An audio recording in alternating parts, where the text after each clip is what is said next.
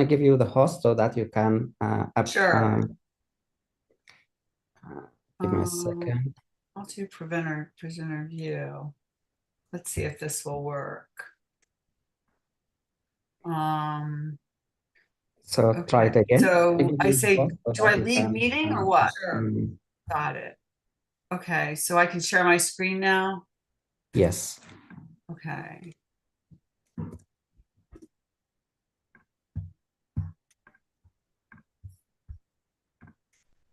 Okay. Do you see the inner audience window?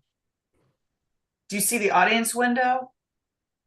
We see the presenter and the note, the speaker notes as well. So Okay, let's see if it does, if I do it this way. Can you see that? Or do you see maybe what I if you do can you see the unshare, can you stop sharing and then share, select the window that you want us to see? oh okay. All right, got it. Okay, let's see, share screen. I guess it would be yeah, there you go. That's clear. Okay. All right, and then I'm just gonna let's see.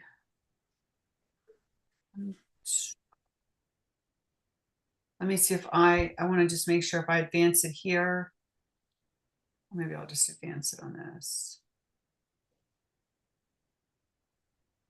Yeah, okay. Perfect. Okay, we're ready.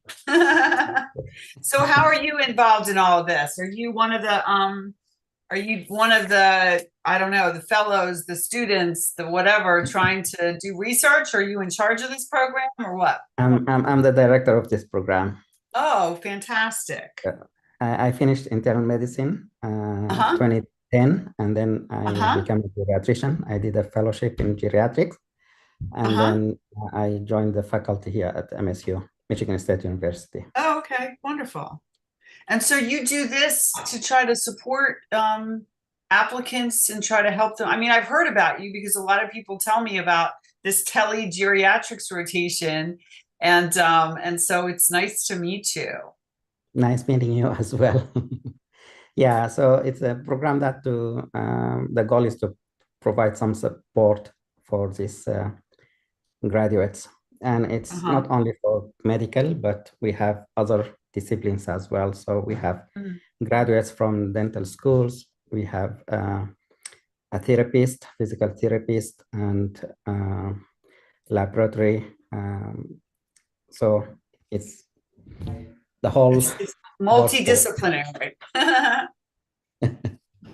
And how many people do you have? Like, what is the cohort?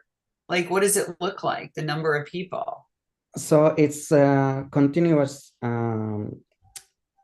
program. So we started with the idea of 5 people, and we got some funding. So we increased the number to 16.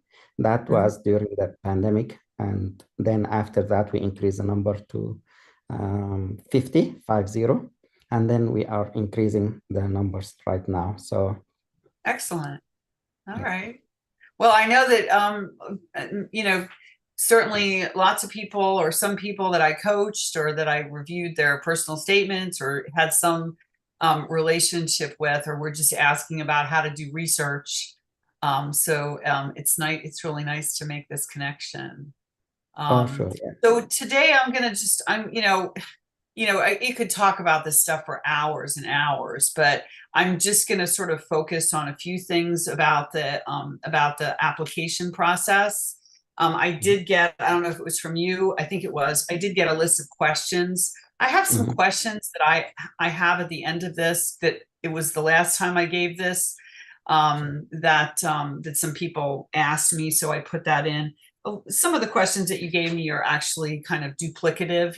There's some that as always happens. So as much as we can at the end, I'll try to specifically answer the questions that individuals submitted to you. Sounds good. Mm-hmm. Is this usually a timely crew? Do you think they'll start at 2, or should we give them to 2:05? What do you think? I think we start at 2 and it's recorded. So Most Oh, of the okay. fellows in the program, if they can make it right away, they can go back to the recording. Okay. And I can tell you that that the presentation is really generic. You know, as you know, the most information that's out there is for internal medicine. But because I'm sure that even though that may be the majority of your audience, you probably have some surgeons and some pathologists and some other people that are working with you. And so I chose not to focus on any specific specialties information so that we could be more broad, you know, That at sounds this good. point in time. And probably this, I have a YouTube channel and I'm probably going to do, you know, I'll do some other things on with specific specialties, you know, as Sounds good. And as we the can season goes collaborate on. in the future if you are interested. Maybe we can work together in Sure, the I future would as love well. that. Mhm. Thank you Yeah, and so there might much. be some specific things that you know, that you know, more specific types of presentations that would be a benefit. Oh, definitely, definitely. Mhm. Yeah. Especially during the year when it gets to be time for interviews and then soap and all of that, because that's always questions that, you know, that's sort of how things evolve. And right now, So, everybody's focused on personal statements. for sure. Yeah, Right. that's And true. letters, getting the letters. Yeah. So we got 30. How many people do you expect? You don't know. There's 33 people here now. I'm expecting 100 at least, but Oh, okay. I'll start in a minute. Let me just Okay. make sure the recording is okay.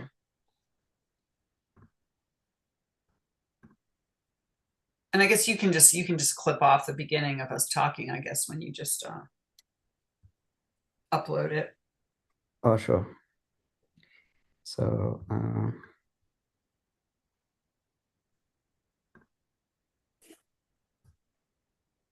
yeah. So Dr. Lemma, are you here? Yes, he is. Yes, yes, I'm here. Welcome, Dr. Okay. Parker. How are you? How are you? Thank you so Good. much for your time. Yeah, we're taking your Saturday. Thanks so My much. Saturday. My Saturday's been busy. I already did. I worked with 2 applicants this morning, and I have 2 more this afternoon. So Yeah, I know Saturdays are you're. busy because, you know, because I actually it just always is like that. But I take Sunday off. Some people try to get me to work Sunday, and I say no, I need a day off. Yeah, yeah. I mean, if I get the chance, I have to thank you. I mean, you've been really helping a lot of IMGs in this process. So I would like to thank you for what you're doing for us. Thank you so much. Oh, you're very welcome. So we reach about 43. Would like to start. So welcome everyone to our Zoom meeting. And this webinar today, we are hosting Dr. Mariam Parker. And she is a former internal medicine program director who will share with us some tips and some advice. She was the program director for more than 20 years, and she is a coach. She has a certificate in that. She has multiple certificates, it seems. So without ado, I'm gonna hand it over to Dr. Parker. And at the end, we will give her information as far as contact information. And she is trying to help internal medicine medical graduates who would like to go into internal medicine, as well as other subspecialties or specialties. So welcome, Dr. Parker. Thank you for coming over and helping us. Thank you. Well, thank you. Thank you so much for having me. It's a pleasure to be here today. I'm delighted that I have an audience. And I hope that in the next hour, I can share with you some things that you will find important in this very long and arduous journey that you're all on. Just a little bit more, you know, about my background. You know, as was already stated, I was a program director for over 20 years, and I was a designated institutional official at my hospital with surgical orthopedic, family medicine, vascular surgery programs under me as well. So I have some understanding of what people go through that are training in other specialties. But it was my pleasure for all those years to actually be in education. I tell people I can't imagine my life without being in graduate medical education. And, you know, I have a particular fondness for students, for international medical graduates, and for everybody who is really, you know, trying to get to the point where they can practice medicine in this country and practice it with, you know, tremendous competence. So I certainly honor all of you in the journey that you're on, because I do have some idea, even though it wasn't my personal one, that it is difficult, and there are many twists and turns. Some you know, lots of excitement, lots of joy, lots of disappointment, and all of those things that accompany you along the way. So this is sort of a distillation of some of the things that I think maybe are important for you right now, as the season is just kind of beginning.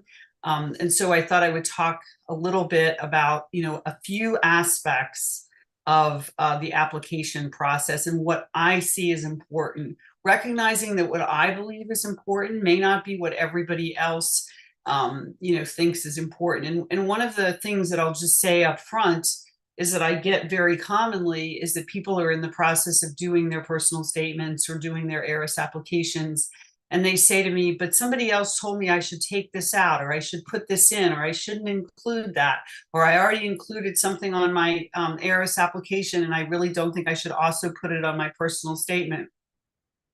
You will have lots of individuals who will tell you different things, and you will have lots of individuals that have different degrees of experience and expertise telling you all sorts of things. And I think they all really intend to support you and help you. But sometimes I find that some of the things that are told to people are somewhat misguided and aren't really helpful in the end. But having said that, you know, this is my advice, and you'll find others who may differ with me about some of the things I'm going to present to you today. But I hopefully you'll find something of use here. Okay, so the first thing is just an outline, as we always do. I'm just going to make some general comments about the key data from the 2024 match cycle. And then we're going to jump into it with residency applications, some general comments. I'm going to spend some time on professionalism, not because you guys aren't all professionals, but I think it's really important for everybody to understand what professionalism means in the context of an application. Not just your ARIS application, but everything about the application, the personal statement, the interview, etc. So that your letters of recommendation, so you understand the importance of ensuring that aspects of professionalism that represent you are actually included in your application throughout. I'm going to talk about really only three major components. You can see there your application, your personal statement, and your letters of recommendation, and then something about your interview skills. There's obviously a lot of other things we could talk about that we're not. I'm going to make a few comments about program signaling and stuff like that. But in general, this is where we are. So I am someone who actually believes that when you put together an application, that everything matters.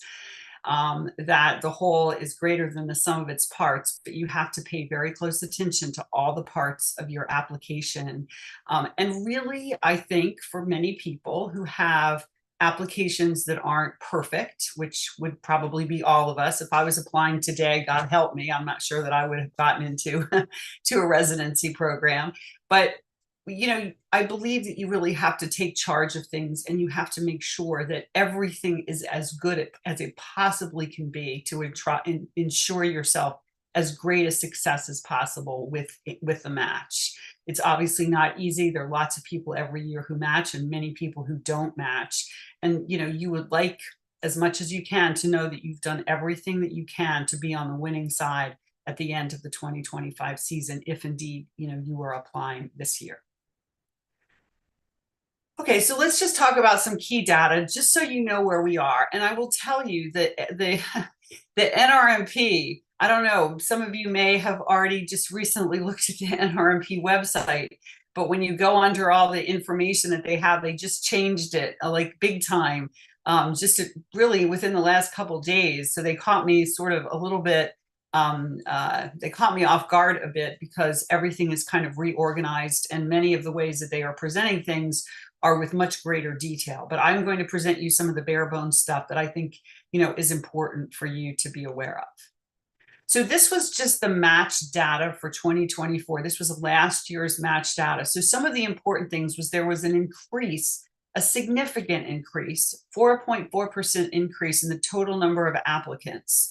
And guess where most of that increase came from? International medical graduates, which is important to understand a little bit when we look at some of the other stuff. You can see that the total number of PGY1 positions that were offered, there was some increased number of PGY positions offered because there are many of them in internal medicine, I would suspect, but because there are many programs that are starting in this country and have been for the last 10 years. So there's a continuing increase in the number of programs that at some point, I don't know, we're in a shortage of physicians in this country. And so people are pleading with the medical schools and with the residency programs to have more slots so that we don't end up, we already are, but we try to fill some of those 100,000 physician gap, which is what the statistics are, the proposed number of shortages, that we try to fill that within the next, I don't know how many, within the next decade. The majority of PGY1 positions were filled in the main match. Now this is the main match that I'm talking about, not excluding the SOAP. And here we go. The number of increased non-US applicants was 1,946. The total number you can see of IMGs, non-US IMGs, because I am, this presentation is really, when I have statistics, some of it is really about non-US IMGs. So for those of you who may not be non-US IMGs, who may be US IMGs or maybe US graduates, my apologies, but this has been sort of slanted to some extent towards IMGs. So you can see that out of the total of 12,787 total US IMGs, that we added a significant number this year. Now, if you look at match rates, the match rates have stayed about the same for the US seniors. The match rates for the US seniors who were osteopathy graduates has increased dramatically over the last 10 years. We didn't have many osteopathy schools, osteopathic medical schools. Well, we did, but many of them have grown, increased in enrollments. And if you look 10 years ago, the DO match rates were probably somewhere close to the US IMG match rates, but now you can see that they really have approached what the US seniors are. The US IMGs still have an advantage over non-US IMGs, and you can see 58.5% of non-US IMGs match. This was somewhat down. It was about less than a percentage down from last year, and I think that is clearly reflective of the fact that there were more IMGs in the total mix. When I look at this, I think some people will look at this and get, discouraged. And when I look at this, I think to myself, well, as a non-US IMG, if 58% of people match, that means I have a 58% chance on an average of matching. That doesn't mean that that's what your match rate would be for people who are like you, depending on your individual characteristics. So, you can either see the glass is half full or half empty. Half empty would be, 41.5% of people don't match. But I think, it's usually a lot better to try to look at things in the optimistic sense, even though sometimes we can lose that for periods of time. And to think that there really is a good chance that you can match during this year. And that's why I'm here. I'm trying to get you to improve your applications and further improve those odds. In 2014, just to remind all of you, the specialties that had the greatest percentage of their positions filled by non-US IMGs were internal medicine, 30%. And then you can see pathology, neurology, pediatrics, and family medicine. All of those five were the ones that led the charge in terms, in terms of percentage of positions that were filled. Of course, we'll see that, you know, the number of physicians in internal medicine is so much greater than the number in pathology that even though the match percentages were the same, the actual numbers were dramatically different.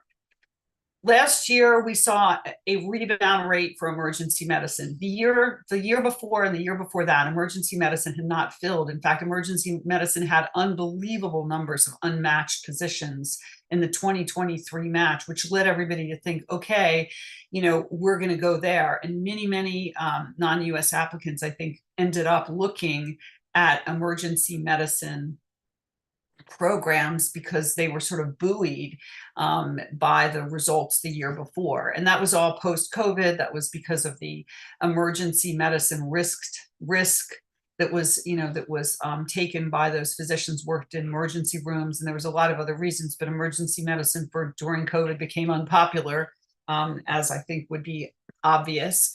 But now we're on the rise again. So emergency medicine has become, again, the same very competitive specialty that it was prior to the pandemic.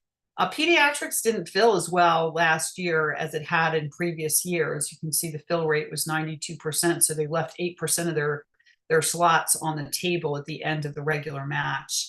And then OBGYN remained highly competitive. There really wasn't any change in that. Only 6 positions were left unfilled at the end of the match. And you can see that non-US IMGs, very, very small percentage of US IMGs filled in OB positions.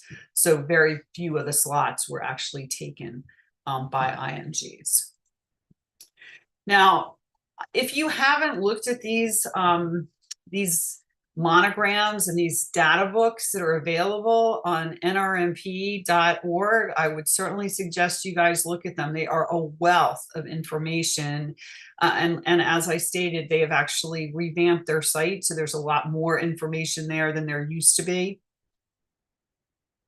You can see things about applicant characteristics within and sort it by specialty, by number of programs, by all sorts of different things. So I would really encourage you to look there, you know, for results of the match and any other kinds of statistics that you really want to look at.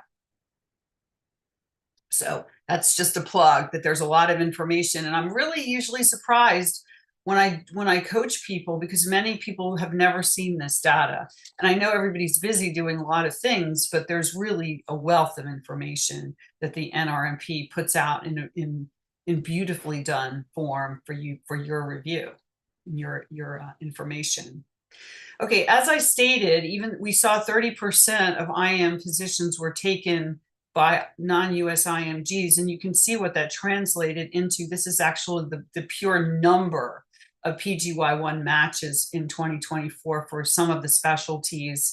And you can see internal medicine over, I think it's 3,207 or something like that.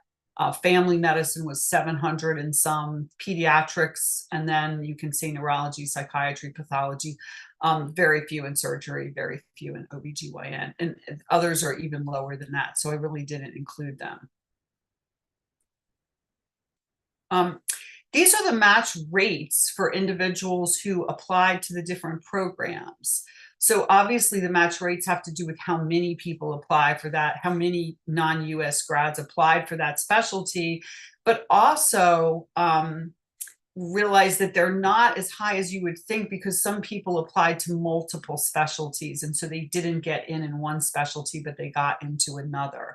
So this is just another way of looking at it. You know, a lot of people who applied in internal medicine also applied in other specialties as well, or people who were in pediatrics and psychiatry and stuff applied in internal medicine and, you know, and didn't get in. So there, it's a little bit confusing when you look at this, but those, if you look at the match rates for non-US IMGs, you wonder why aren't they higher than that? It's really because there's many people who allow, what is this, recording meeting locally? Are we recording this? We're recording this meeting on the website, so I don't think we need to record it locally. Okay. Okay. So I wanted to move in then, you know, after reviewing some of this stuff to you in terms of some insights in terms of program director decision making, from looking at applications and considering things. So I'm going to show you a slide first that actually looks at all the things, well, probably not all the things, but many of the things that programs may consider, and recognize that now there is a movement that is growing towards true holistic review. And holistic review really assumes that you're going to look right in multiple aspects of the individual. You're not just going to look at their scores or one aspect of them. It's sort of a multi-dimensional kind of review. So these kinds of things become important because there will be programs that look very comprehensively and maybe look at multiple of these items that I have listed when they do their initial reviews, and other programs that may have screened by, a limited number of characteristics. But let's look at what these are and then look at which of the things that you can control, because that's really the key, what you can control. So you probably, all of you, unless you're still, you're not applying this year, you've taken your USMLE step 1, step 2, those scores or whatever they are. If you failed, one or more parts, those are just part of your record, and they are what they are, but they are clearly very important in terms of programs and looking at for sure with the screening process. Your letters of recommendation are very important in many ways. Other things, and these are in no particular order, okay? So this is not in the order of importance. It's just the order when I made the slide that things came to me, I suppose. Your U.S. clinical experiences, the location, the number, the quality. And I know some people who are not in this country do not have U.S. clinical experiences. So you may or may not have these. You may or may not be able to, you may not have been able to find them. You may not have been able to afford them. If you could afford them, you might not have been able to get here because of visa-related issues. But those are a consideration for some programs. Your academic transcript, your visa status. As you know, there are programs that don't sponsor certain types of visas. They don't sponsor J1 or H1Bs. So those could be a consideration for some programs. Your personal statement is you telling them about yourself and making it personal. And it is one of the things that, not with every specialty, but with many specialties rises, at least if not to the top, somewhere near the top of the list in terms of things that they'll review. Program signaling and geographic signaling I will talk about, but they are important. And I would advise people never just to throw away your geographic signaling and not put anything down. And obviously program signaling, I guess anybody would have to be a fool if they didn't send out program signals at this point in time. I'll give you a little bit more information of that as we move on. Professionalism and behavioral concerns. So definitely programs will look at it to see whether there's anything in letters, and I rarely would see those in anybody that was non-US, but looking for any kind of issues with professionalism in a letter, in a MSPE, year of medical school graduation. A lot of people are very focused on this. Again, it is what it is. Your year of graduation is your year of graduation. And what I would tell you is that, a lot of these things like year of graduation, you'll see on the ARIS, on the AAMC sites, or when you go to the individual sites for different programs, and they'll tell you, we don't accept anybody that's older than, that graduated more than 3 years ago or 5 years ago or whatever. And it's not always true. It really isn't. There are programs that have these things on their websites, and and don't believe it for every program. It's just not true. If you go to their website and you look at their graduates or their fellows and their residents, and they look a little bit older, and you ask around, you might be able to figure out that it's probably not the case. So I certainly, take what they say about the year of medical school graduation on the websites with somewhat of a grain of salt. Your ARIS application, the overall quality of your application and how you completed it, your volunteerism and your work history, again, for some specialties more important than others, your research experience, that's what you're all trying to do now with publications and abstracts and etc., as well as certifications that you may have received for various courses that you've done online or in person. History of any kind of repeated coursework that could probably show up in your dean's letter or in your MSPE. If you've done a prior residency, because I get this a lot, I've done a prior residency, is that going to help me? Is that going to hurt me? And the answer is sort of, it depends. You have to be able to demonstrate it in a positive light, whatever that is. Advanced degrees, same thing. Sometimes they can be helpful. Most times I don't think they make that much difference, but they can be helpful, especially if what you've done with that advanced degree aligns with what you're planning to do in the future. Memberships, certifications, online coursework, that's another category of things. The years that your USMLE were taken, some people want the USMLEs within a certain period of time, and that's usually mentioned on the individual websites, or it's on FRIDA, certainly when you look at that. And then the Dean's Letter or the MSPA, whatever you prefer to call it. So those are the things that I think people consider or can consider when they look at your application. And there are probably some of these things when they do reviews that they consider initially when they screen you, because of course, on average, for instance, in internal medicine, if your program typically has 2,000 applications, you probably only end up interviewing maybe 10% of those people, maybe less, somewhere between 5 to 10% of your applications. So getting through the first screening process becomes really important. And for the first screening process, it depends on the specialty, but many of them, as you would imagine, they can screen by visa status, by year of graduation, by your USMLEs, by any kind of prior failure. And then, of course, there's going to be considerable interest in program signaling, geographic signaling that plays a role in there. I can tell you that when you apply, there's an interface between the ARIS and then something that pretty much everybody is using now called Thalamus, which is a residency management suite that allows you to import the candidate's information from ARIS into Thalamus. And Thalamus is working really hard on developing various AI tools and ways in which the programs can do sort of a holistic review. They even have now functions where, for instance, programs can, your application, your ARIS application can be screened for keywords that they might want to, that might be important to them, to the program and your application, and they may use that as a screening device, or they prefer to think of it not as a screening device, but that they're trying to find individuals that they want to include.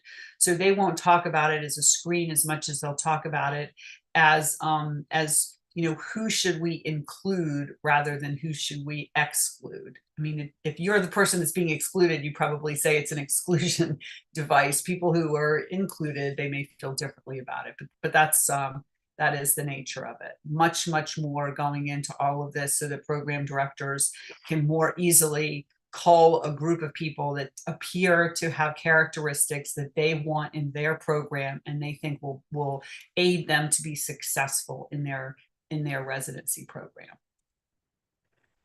Okay, so what then I ask is, what is under your control? Because in that list that I just showed you, a lot of things are no longer under your control, again, depending where you are in this journey. But let's look at the ones that I starred, because those are things that are under your control. Your letters of recommendation, you may have already done your rotations. Maybe you haven't. If you haven't done your rotations, you have opportunities, obviously, when you do your rotations to try to shine, etc. But if you've already done your rotations and you haven't already asked for letters, there is a way, I believe, to approach your writers and to ask them for the letter and to help them write that letter without doing anything that is, ethically bankrupt, so that you can try to get the best letter possible. Okay, I'll talk about that very briefly. Your U.S. clinical experiences, again, you have control over them depending where you are in this process of trying to get U.S. clinical experiences that are going to teach you things, are going to be, verifiable and not just sort of bogus rotations where you tag along with 20 other people and you end up not really with any letter that is meaningful to you. So and trust me, program directors are on to all of this stuff. So getting good clinical rotations is difficult, but it is something that is largely under your control where you choose to go. Program signaling, geographic signaling, obviously. Interview preparation. I mean, a lot of people who are physicians You know, you all have jumped through many, many hoops. You're all smart. You're all capable. Many people who are from other countries tell me that there really was no such thing as a job interview in their country. If you had merit, if you had done well in your school, you had good grades, you had a good reputation, you got the job. And it was sort of whatever you did in terms of an interview was kind of perfunctory. You know, it really was just the icing on the cake. They had already decided that you were the candidate that they were going to select. That is not true in this country. You can have an amazing CV, you can have an amazing application, you can get to your interview, and you can effectively get yourself either off the rank list or at the bottom of the rank list by your interview.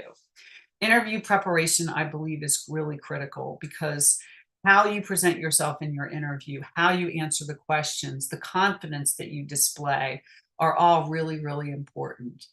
So interview preparation is something that is definitely in your control. Volunteerism and work history, you know, at least at some point that was under your control. It may or may not be now, but trying to ensure, especially in certain specialties, that you have some volunteerism on your record that you can talk about, and that volunteerism may actually jive with the specialty that you're going into, or at least relate in some way, is kind of important. Research experience, publications, all of those are some sort of decision points sometimes. Are you really ready to apply? If you're looking to apply to a competitive specialty where everybody, you know, when you look at the data from the NRMP and it says, you know, the average number of publications for people that matched is, you know, 11.3, and you have 0 publications on your list, you know, you can apply, but you're making it very difficult for yourself potentially to get a spot if you don't take into consideration what sort of the publication data is for your specialty. And it's not actually, it's very, you know, it's available. You can see for any given specialty for IMGs, you can see, I can look up pathology, IMG, you know, what was the average number, you know, if I have 4 publications, what is my match rate? Everything else being equal, what would my match rate be? So it's actually, there's data out there that really can help you. Your personal statement, I can't say enough about how I think personal statements are important, because personal statements are one of the things that usually we read. You know, if we look at the application and it passes that first kind of, you know, the first pass, then you have to look at, you have a whole bunch of stuff to look at. You're not going to read the whole ERIS application. That's too long, but you're probably going to look at the personal statement, and you might peruse the letters of recommendation, because those will tell you a lot. And the personal statement will tell you a lot about that individual. And the personal statement has to be something that pulls people in. You know, if you start reading it, the program director starts reading it, and within 2 sentences, you're already bored, that's not a good sign. That's not gonna work to your advantage. I mean, you may still get an interview, but why not have a personal statement that really dragged someone in, so that wherever they started reading, they were captivated and said, you know, that's someone I really want to meet. Your ERIS application, I'll talk more about that, but the overall quality of that is absolutely positively under your control. Every single thing about that ERIS application is under your control. And I have seen so many bad ERIS applications, poorly written, grammatical mistakes, sloppy, poor citations that are written wrong. You're just asking, if you do that, to get put in the no thank you pile, try again next year. So we don't want any of that. We want to make sure that these applications are, you know, perfect. And then membership, certifications, and online coursework. There are certifications that sometimes I really suggest people get that have to do with like city research and some other stuff that you can get online. Some of them are free. Some of the cost is nominal. Again, what do these kinds of things show? It's not like they're going to dramatically change anything for you, but my belief is that the more you show how committed you are to this process, the more you show that you're someone who is differentiating themselves from the person who's sitting next to you because you have more drive, more interest, you know, it can be a game changer. And there might just be someone who reads your application that has taken that course, has, you know, believes in these kinds of things, that it may be something where a conversation is started. Okay. All right, so controllable factors. So of those controllable factors that I talked about, I really picked the ones that I really think are truly controllable at this point in time, because some of the others may have already passed you by. And so this is what I'm going to talk about. So ERIS application. So your goals for your ERIS application, and this is the whole application, is that you need to demonstrate professionalism. And I already told you I'm going to speak a little bit more about professionalism in a second, but it needs to be well written. It needs to, you know, when you do your ERIS application and you complete the sections that you have to write a paragraph or whatever about the meaningful experiences, you're going to do that on the Word document. You're going to put it through Grammarly. You're going to make sure that it is written properly. None of this, you know, none of this nonsense with poor grammar. There's no excuse. The same thing with the citations. They tell you, I'm not sure, I don't know which citation, you know, which one they're using. There's like 4 different ways. I think, you know, I'm sure you guys know better than I do probably this point, but there's several different ways that your work can be cited. And the ERIS application may call for one of those ways that it should be cited, and it should be consistently cited properly. And you can, if you have publications, you know, the citations are typically on the publication. You can click and, you know, you can copy the citation and copy it into your document. Okay, and no omissions. Don't leave things blank. That's the other thing I see on these applications, things that are left blank. Why would you leave anything blank on your application? There's a reason for everything on that application. It needs to be completed. Showcase your strengths and skill sets. So, I mean, it's you know, we could talk about this for a long time, but what I would say to you is that when you look to see what you're going to put on your application, you obviously want to put things that are meaningful to you. All of them should be meaningful, even if you only get to pick 3 as your top meaningful experiences. But all the things that you should put down should be meaningful, but they should pull different parts of your experience, of your skill set, into those experiences. Because if you've started those applications, you'll know that there's a drop down screen and it asks you for it asks you to sort of categorize the experience, and you want to make sure that you at least touch upon 4 or 5 different categories.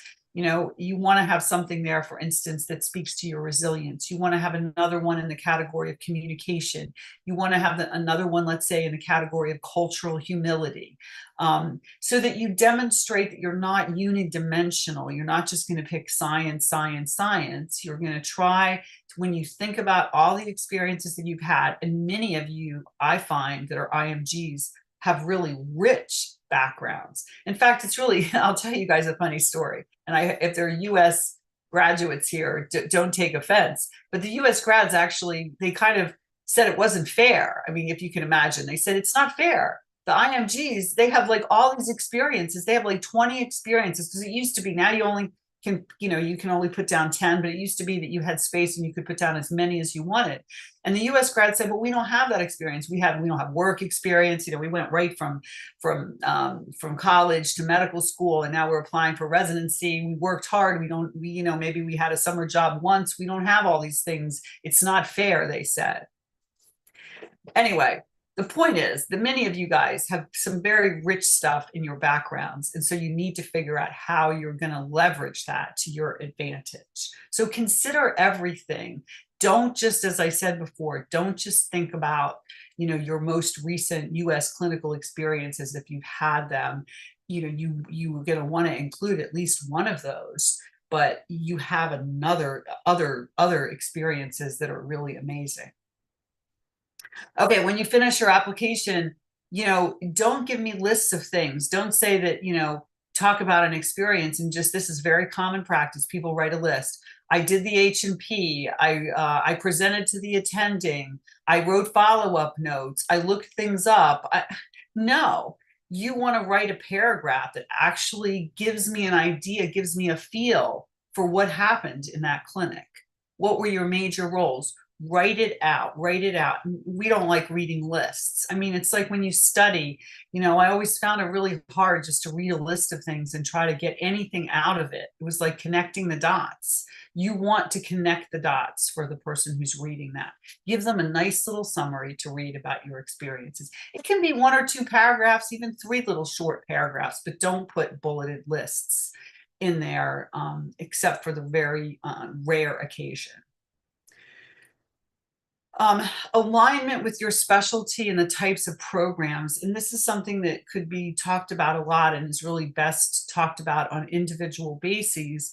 But depending on the kind of program that you're looking for, the kind of specialty, you're going to want to make sure that your application sort of has that flavor, right? I mean, let's say you're applying for a community program. You want to be in a community, a suburban, a rural program. You're going to probably understand that community is really important. Volunteerism is important. Probably publications and research, probably not that important for that particular residency program.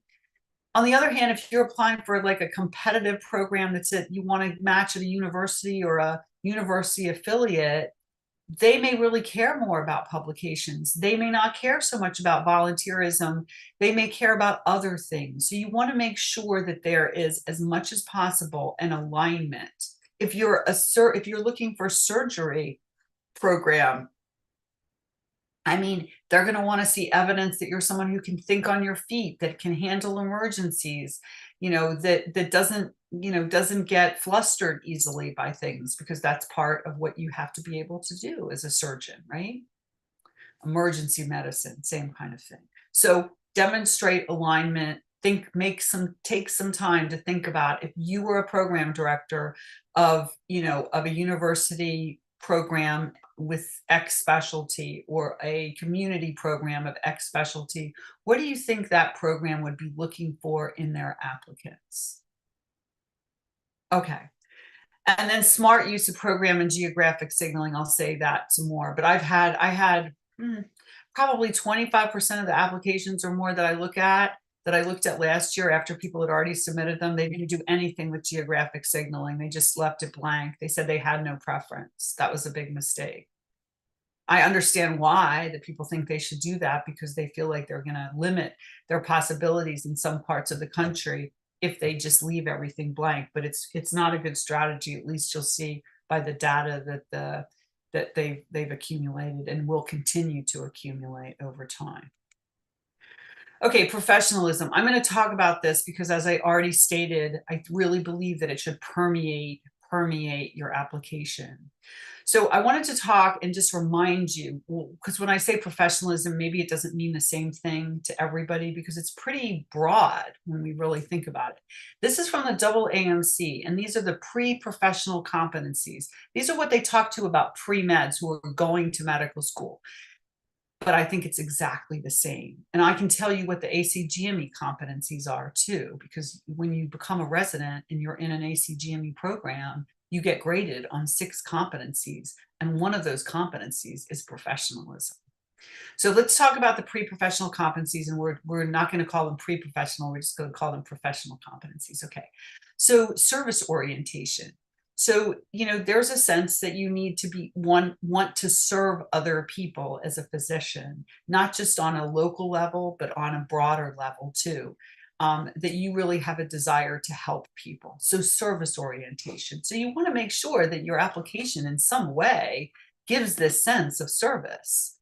Social skills. So this has to do with communication, with empathy, with, emotional intelligence, considering other people, being able to adapt your behaviors based on the situation, based on the circumstance, that you treat other people with respect. So social skills become really important, and there should be things about this in your letters of recommendation, and a flavor of this in your personal statement and in your ERIS application. Cultural competence. This becomes really important, particularly to certain programs that may have, really big swaths of individuals who you're going to be treating in the hospitals. So you may move to large urban areas where gosh, 30% of the people that you see are going to have, may have need for translators. You may have individuals within your hospital that are from all over the world. You all should do well with this, but how do you demonstrate that you have this cultural sensitivity, that you have respect for sort of all of the different kinds of diversity that you can see, whether it's the color of your skin, the nature of your religion, all of these things. We obviously, I hope, recognize how important it is that we look beyond all of that and we see that as a richness, or people that are other than us, and not as something that's, is detrimental. That we recognize bias, that we're willing to look inward into ourselves and recognize when we possess bias and really try to guard against that. So these are not things that every part of these need to be in your application, but I'm going over this because it may start sparking some ideas about where you might incorporate some of these things if you indeed wish to incorporate it. Teamwork. I mean, teamwork is one of the sort of sine qua non of being a resident and being a physician, unless you're, I guess, in private practice somewhere. But teamwork, being able to collaborate with other people, being able to share information, respecting other people's input, listening to others' input, putting the goals of the group ahead of the goals that you might have for yourself. So it's very powerful. And that's why, asking people about how they, in interviews, ask them about teamwork. Tell me a time that you led a team, or tell me a time when you were a member of the team and things didn't go so well. What happened? These are sort of, questions that look at your prior behaviors and how you actually coped with things that were more difficult. A lot of importance placed in teamwork. Oral communication, your ability to speak. And again, how is that communicated? Well, hopefully your letter writers will say that that you have good communication. Certainly how you write your application, that your application is flawless in terms of its grammar. So communication. And then, when you're in settings, and some of you, I'm sure, have had experiences where you've worked in different clinics and stuff like that, where you perceive the barriers if there isn't proper communication, and how that effectively can really stunt the ability of the physician to take care of the patient, the inability to develop trust with the patient, if there's a lack of communication, etc. Ethical responsibility to yourself and to others. So I think this goes without saying, but believing that that as physicians, we are held to a really high standards, as we should be, and that we have ourselves personal and academic integrity, that we have principles that we follow, and that we don't get swayed by peer pressure to engage in things that are unethical. We see a lot of this in the application process. And I would just caution you all to take the high road when you see things that are not what they should be. In your application, what I will tell you is, do not put anything on your application that you cannot speak to. I had applications where people in their hobbies would put something like, I'm a violinist. I happened to grow up with parents who were both classical musicians. And so I would see that and I would think, okay, this is a nice thing. We can have some common ground. I'll break the ice. We've just asked a few more difficult questions. Let me ask this candidate about their violin and what they're playing, And when I talked to them, they said, well, the last time I played, it was a long time ago. Well, how long ago? What were you playing at that time? And then it turns out they can't even remember the last time they played. You know what? That whole interview is over for me at that point, because that person just demonstrated to me that something that they didn't even need to put on their application, they put on their application somehow thinking it was going to make them look good. And now their application is at the bottom of the pile because they weren't honest about it. So whatever you put on your application, be prepared to defend it. Know about it. That's all. It's very simple. If you can't explain it, and if you were asked a question about something on your application and you can't speak to it, don't put it on your application, because somebody might find that that thing curious and interesting, and they'll ask you, and that may be the only interview you had all season, and it will blow it for you. Okay. Oh, we're still not done with the professional competencies. Can you imagine? Slide number 4. Okay, reliability and dependability. This usually comes up somewhere in your ERIS application, you know, and it comes up in your letters of recommendation. How reliable were you? You were conscientious. You always followed through with the tasks that you were given. In fact, you know, you stayed late, and you didn't leave the hospital till the work was done. You accept personal responsibility for your actions and for your performance. You don't try to blame others for things that you didn't do. Resilience and adaptability. I think we all pretty much know what those things are. But again, many of you have these things in extraordinary measure. Just the fact that many people are here trying to do research, trying to pursue things, trying to get their sitting in this lecture, just trying to, improve your application just a little bit to give yourself an advantage. Resilience, adaptability, and then capacity for improvement. One of the ACGME competencies for residents that falls under problem-based learning is where individuals demonstrate their capacity for improvement, for learning new things, and for being able to self-reflect and understand when they need to learn new things, when they need to take a rest, when they're too tired to work. When they get feedback, how do you receive feedback?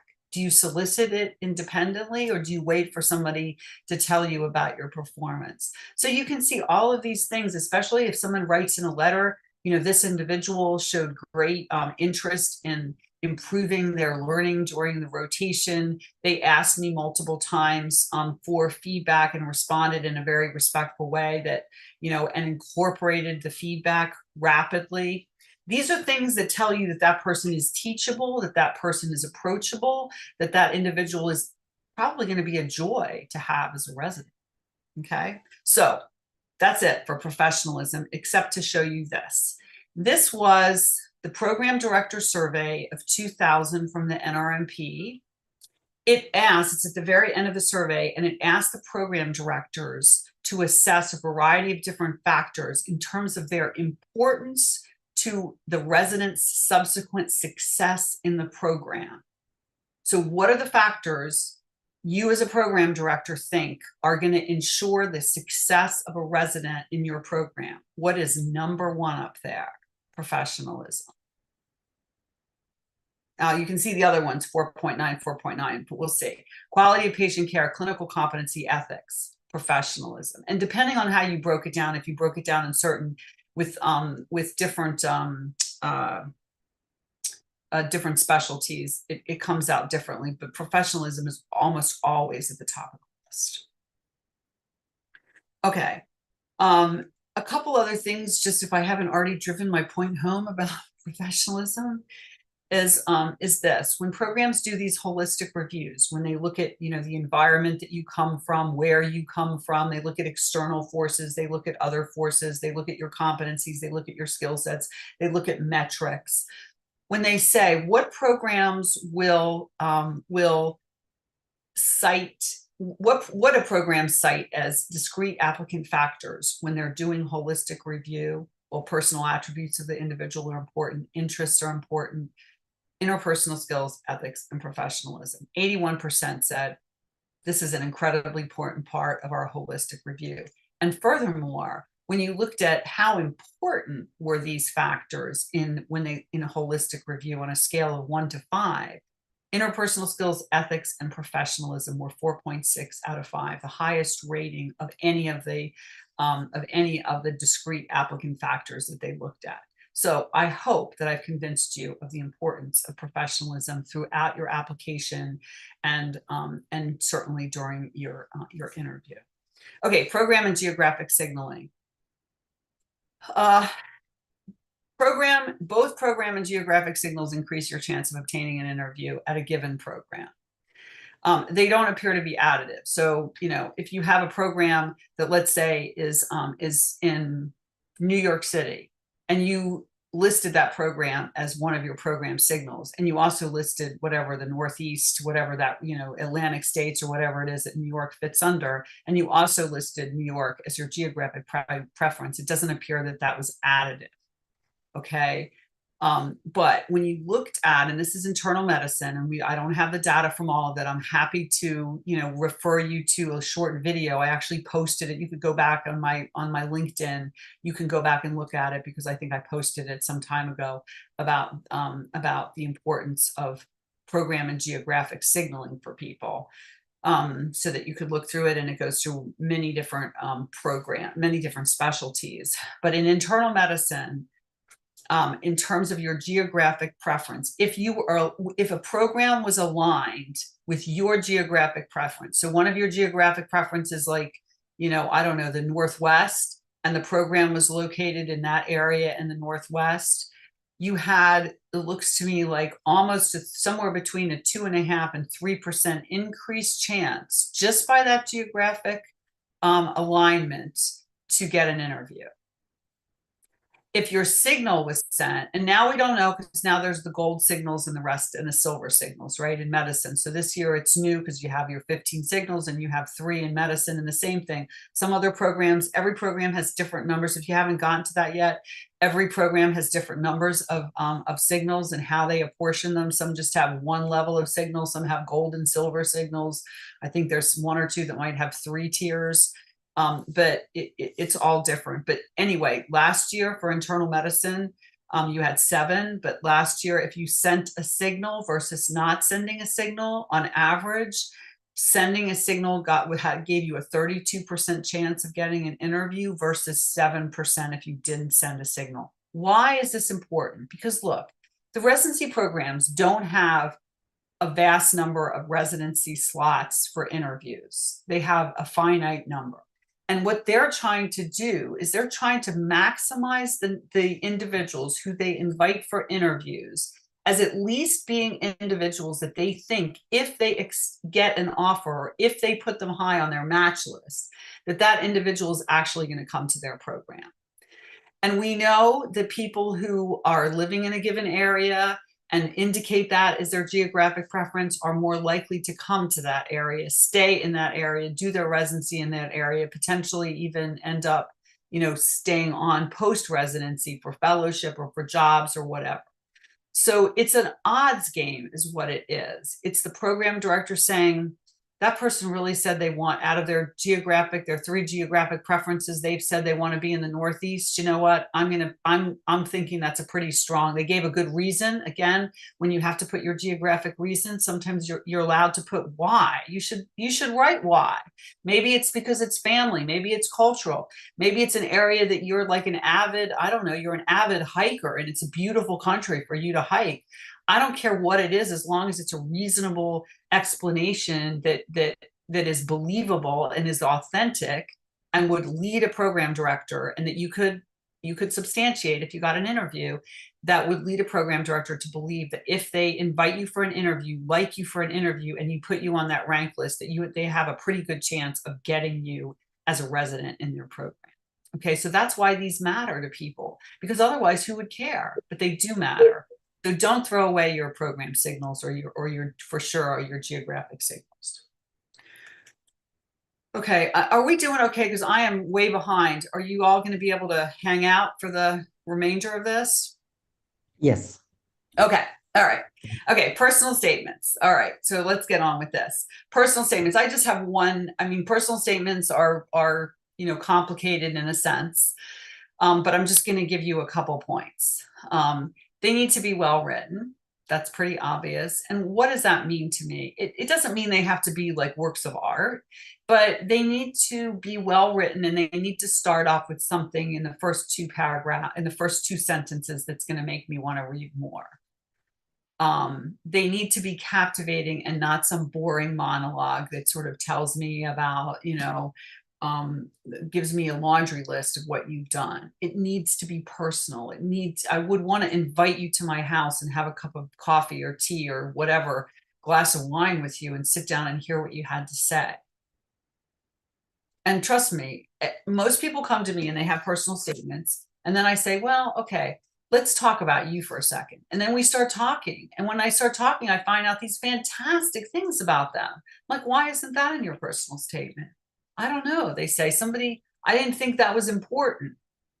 So, if you have something that it doesn't need to be like the last rotation that you did. And certainly, let me tell you, a lot of people start off with things about some family member who had a devastating illness and that led them to medicine.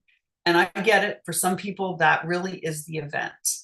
But be cautious about using that as your inciting event for you to want to do medicine or surgery or whatever it is, because that is so commonplace that unless you can figure out how to write it, how to sort of capture that period of time that is going to make someone really read it and think you're different, I would choose something else. I mean, so many applications start with, when I was 6 years old, my sister got ill with X. And from then on, I've wanted to be a doctor, witnessing her struggles or something like that. I mean, or my grandmother got sick. I would suggest that unless there's a real connection and there's something more there, that you choose something different, because it's just it's overused. Don't start off with a quote. Nobody wants to see quotes in these personal statements either. That's another common thing, that people think they have to have a quote. I mean, I've seen quotes used effectively, but most of the time they seem really forced. And it's sort of like someone gave you this formula that you're supposed to use a quote and then somehow relate to the quote. And I would say, is that really going to help you? You have one page to convey to the individual why you're the person for their rotation, and probably a quote by someone else is not going to get you there. Okay, you need to be able to stand out. And how do you do that? Because you have to be authentic. It is very apparent when personal statements seem like they're not authentic. They're boring. They don't really have anything that seems, they seem like someone else could have written it for the person. You have to really show your true character in these statements. And like I said, you want the program director to want to meet you. I've invited people to my program, already had, that had messy applications otherwise. I mean, they had failures, they had stuff, but I wanted to meet them because their personal statement was amazing. Sometimes they ended up with a position, sometimes they didn't. Sometimes they just had a great personal statement and the rest of their application was not good. And, but generally not. Generally, people that have strong personal statements tend to be interesting and people that I want to hear about. It needs to sort of show insight. Why are you so unique?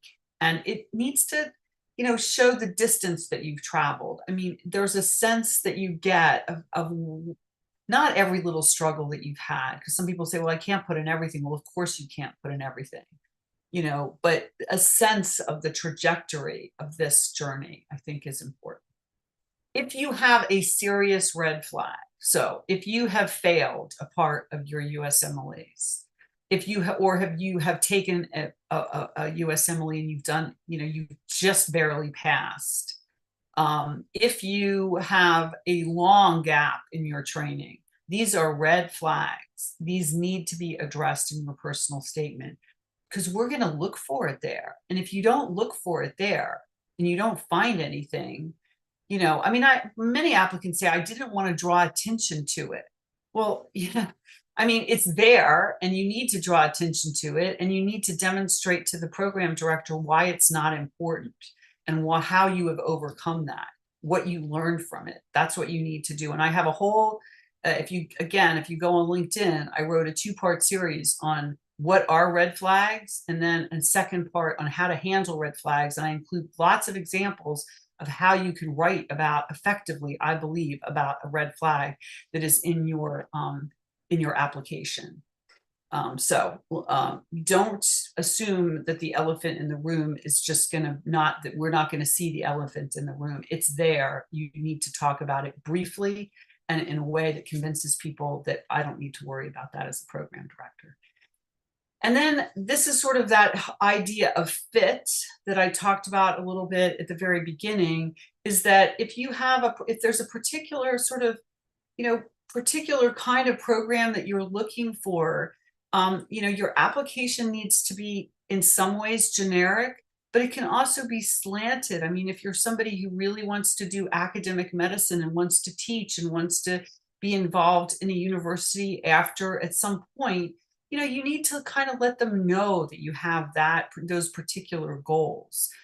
Because they may be looking for that if that's the kind of program that you really want. If you really don't care and you have no preference, then fine, you're going to be very generic. But otherwise, I would say no.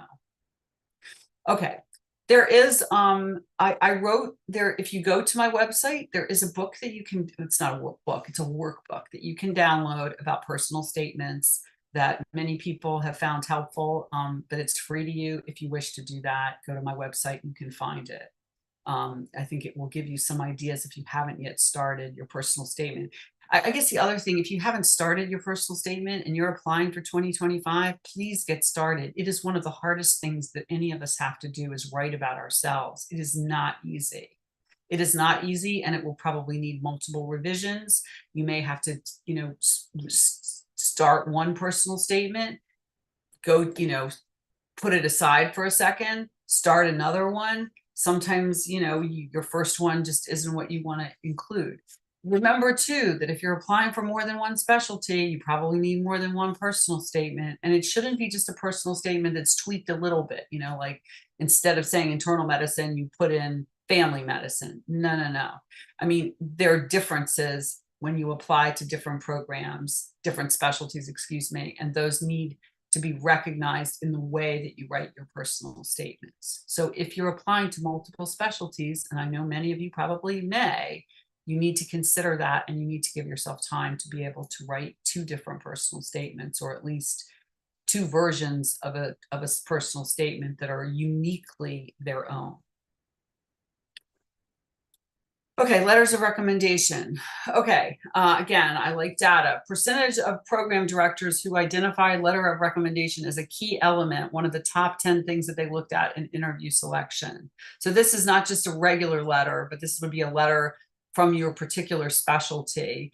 Emergency medicine is very different. They want these things called slow letters from the US applicants. From foreign medical graduates, it's something different, but emergency medicine is very, very particular about having a letter from that specialty, which makes it very difficult for anybody who's an IMG, because you don't really have emergency medicine as a specialty in many countries. But you can see, I think, neurology, OB, surgery, family medicine, internal medicine, psychiatry, those ones, I mean, people think they're important. Getting a letter in your specialty is important. And in terms of ranking an individual, they also use these letters as ranking decisions when they're looking at a variety of things that they look for ranking. Now, for ranking, there's a lot of other things that are more important than we'll see, because your interview skills, your personal skills are much more important than anything else really in ranking decisions. But your letters of recommendation in the specialty still, with many different programs, become important. So, if you're applying in neurology, you should have a neurology letter, at least one. If you're applying in medicine, you should have at least one medicine letter. Most people will try to get 2 or 3 in the specialty if they can. Okay, so how do you get letters? If you haven't already gotten your letters, I just want to say a few things. If you're attending either virtually or in person, you need to ask them if they can write you a strong letter. If they say yes, you need to meet with them if you can. You need to say, I'd like to be able to meet with you just for a short period of time. I value your time and I honor your time, but I'd like to meet with you to give you just a little bit more information about me. Have an updated CV with you. Point out highlights that if you would like them to include anything. Help them to make it personal. Discuss with them, this was a great rotation. This is what I learned on the rotation. Refresh their mind. I love doing that presentation I did on, whatever it was, that 57-year-old lady that presented with pancreatic whatever. Name the situation, jog their memory, try to make it real for them, and make the work that you did on that rotation come alive again. I know lots of people are invited to write their own letters, and I get it. I get this is what happens out in the real world. I don't really like it. I don't think it's ethical, but I'm going to tell you what to do. There are ways that you can assist people. There are, there are ways to give individuals either a template to sort of write a letter, or to write some of the body of the letter for them, meet with them, go over it with them. But it's hard to write your own letter even, and you can't really write that you've waived your letter if you write it yourself, and waiving your letters becomes important. So if at all possible, please let them write your letters. Don't write the letters for you. If you write the letters for yourself and they just sign it, you can't waive it. It makes it a less impactful letter. Make sure that the damn letters are on letterhead, because I see that too. Some people just write this letter and it's not even on letterhead. So those are the sort of the basics that I have for letter writing. Oh, sorry. Generic letters, they're not helpful. I saw them a million times. I would just go to the next one. They have to be specific. They have to mention something about you. If it just said, so-and-so is here for a 4-week rotation, they have a standard paragraph that they put in that tells you nothing about the individual really. They're not worth the weight that they're not worth the paper they're on. And trust me, I used to see letters that came from certain individuals that had many individuals rotating with them in these kinds of farm situations that I would call them. And I knew the names of those attendings, and I completely would disregard their letters because I knew that they didn't know these individuals, that it was just, they had 2 letters, a really good letter and a not so good letter, or whatever, average and above average. And they just gave these to everybody. Terrible practice. And if you guys have been involved in any of those scams, my apologies, because I really feel for you. So we can spot them. Most of them will disregard them. But again, the first paragraph will always be the same. I mean, that's fine. The first paragraph is just going to introduce the individual who's writing the letter and say, what their status is at the hospital or the clinic or whatever, and how long you rotated with them and stuff like that. But it's really the middle 2 paragraphs that are really important. Strong letters will always use comparative language, especially if an individual has been having other medical students, other IMGs rotating on his or her rotation. They should be able to say, this particular applicant is one of the top 10, whatever IMGs, students, whatever, that I've worked with over the course of the last year. Or routinely I have medical students that work with me. This particular individual was in the top top 10 of those that I've worked with over the last 10 years. Comparative language, and they also need to state how long they worked with you, which I think is really important. Not a 1-week rotation. There's limited things that can be said about that. Okay. That's it for really letters of recommendation, but there are formulas to do them appropriately. It's something that I can help people with if they wish to ask me to do that as part of service. Okay, interviews. We're getting to the end. The importance of interpersonal skills in ranking decisions. Okay, if you look at all the specialties that medicine that I've listed there, and then the rest of them as well, and you said, what are the top cited factors for your ranking decisions? The only specialty that puts the #1 factor for ranking decisions as the letter in the specialty is emergency medicine.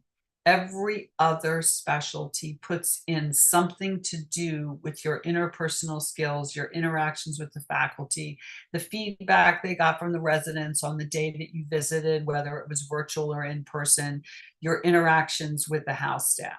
You see, I listed them all. And it's not just the first cited factor, it's the #1 and the 2 cited factors. So ensuring that on interview day, your interpersonal skills are excellent from the beginning to the end really, really matters, The rest of it, like your step 2 score, it's much further down on the list. And for some specialties, it recedes into the background, because at that point, After you have passed the cut and you have been invited for an interview, most people believe that you can do the job. You have enough on your resume that would suggest that you can do the job of a resident. Now they want to find out, can you do the job, and are you someone that we would like to be with for the next 3, 4, 5 years? Okay, so, and they're going to find a lot about that somewhat in maybe your letters of recommendation, but mostly during your interview. So interviews. So it is a myth that you can't prepare for your interviews. I think, as I already stated at the beginning of this, you need to start preparing for your interviews by knowing the program, researching the interviewer. If you were giving them in advance, you should certainly know something about the program director, the APDs. Know the city, the state, do a demographics thing, know what you're in for in that city. Know if it's a city that, you know, has what the population looks like, what the demographics look like. Those things can really be important. And again, what do they demonstrate to the interviewer? If you tell the interviewer, you know, I was looking at Austin, let's say, and I noticed like that you guys have tremendous amounts of, you know, of country music here, or of, I don't know what, rodeos or whatever it is, or you have horses. You know, I'm looking at Lexington, Kentucky, and there are tons of horse farms here, and I've always loved horses. It would be incredible for me to spend 3 years here in your program and also get a chance to see the horses.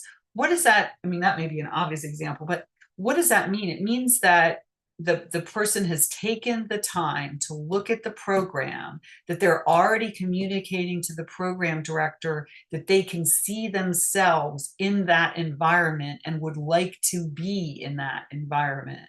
So it's subtle, but it's another kind of hint that that person, if they, you know, let's say they picked the geographic region and they want the geographic region, and now they're telling you, I looked and, you know, you have 29 hikes with waterfalls, and I love to hike.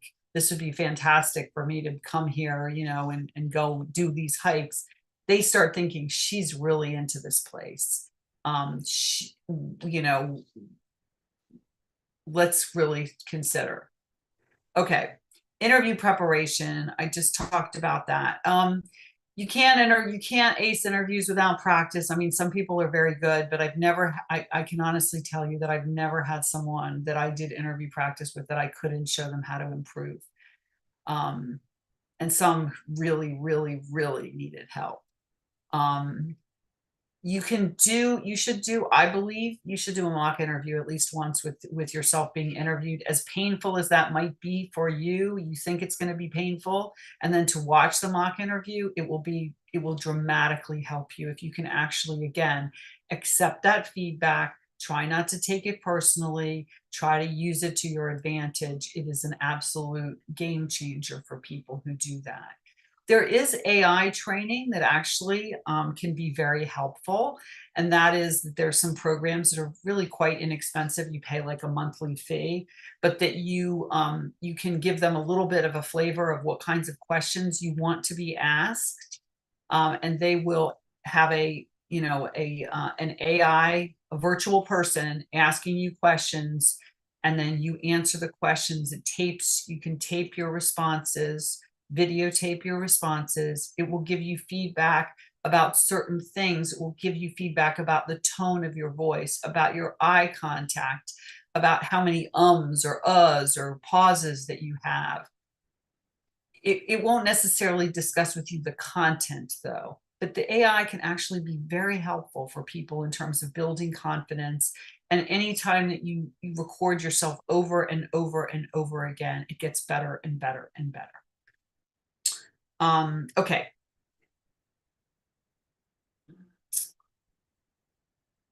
There are certain portions of the interview that I think are very important. Usually the first question for most interviews is, tell me about yourself. So you have to have an opening sales pitch. You have to have crafted that. But then the key is, when you actually get asked that question, it cannot sound like just turn on the button, push the button, and I'm going to recite my sales pitch. That's what happens a lot. People memorize something and then they just turn on the button and they speak it, and it sounds so it doesn't sound authentic. And if they get interrupted in the middle of it, they really get lost. So that's really not good. You have to figure out what you're going to say, practice it enough that even if you need a little bit of support and you put a few little sticky notes on your computer that says in your opening pitch, you're going to discuss this, this, and this, just a skeleton is what you need to do if you really feel like you still need to be cued during your interview, because the anxiety of interviewing might lead you astray a bit.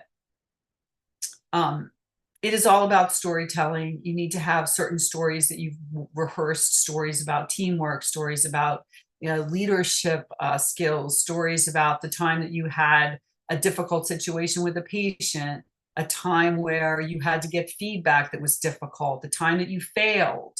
You have to have stories for these. You have to think about them ahead of time. You don't want to be caught off guard. Most of the 90% of the questions, I believe, that you're asking in an interview, you can anticipate. There's always going to be someone who asks some crazy question and you don't know, you never could have prepared for it, and you just let it go. You just have to be able to let it go when you have a question like that. If you don't think you answered it well during the interview, trust me, if they ask that question, you're probably not the only one that got thrown by it and don't know how to answer it.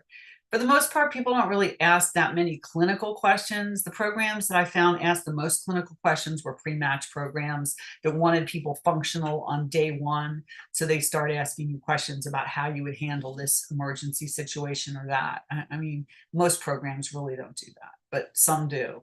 And again, how do you prepare for that? I don't know. You've been preparing for those kinds of questions for a long time by learning your USMLE materials, by staying on top of stuff. Use of STAR. STAR is just for situational behavioral questions. It allows you to answer questions and stay on task, because that becomes really important in an interview, that you don't usurp the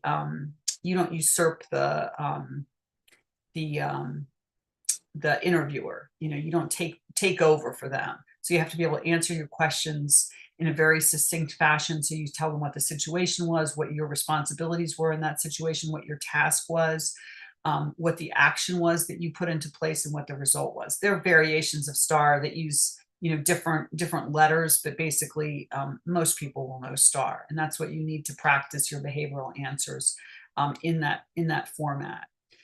Remaining on track is what I just talked about. You don't want to assume control from the interviewer. You want to prepare one or two strong questions for the end. And I've heard people, the questions that people prepare are sometimes really awful questions.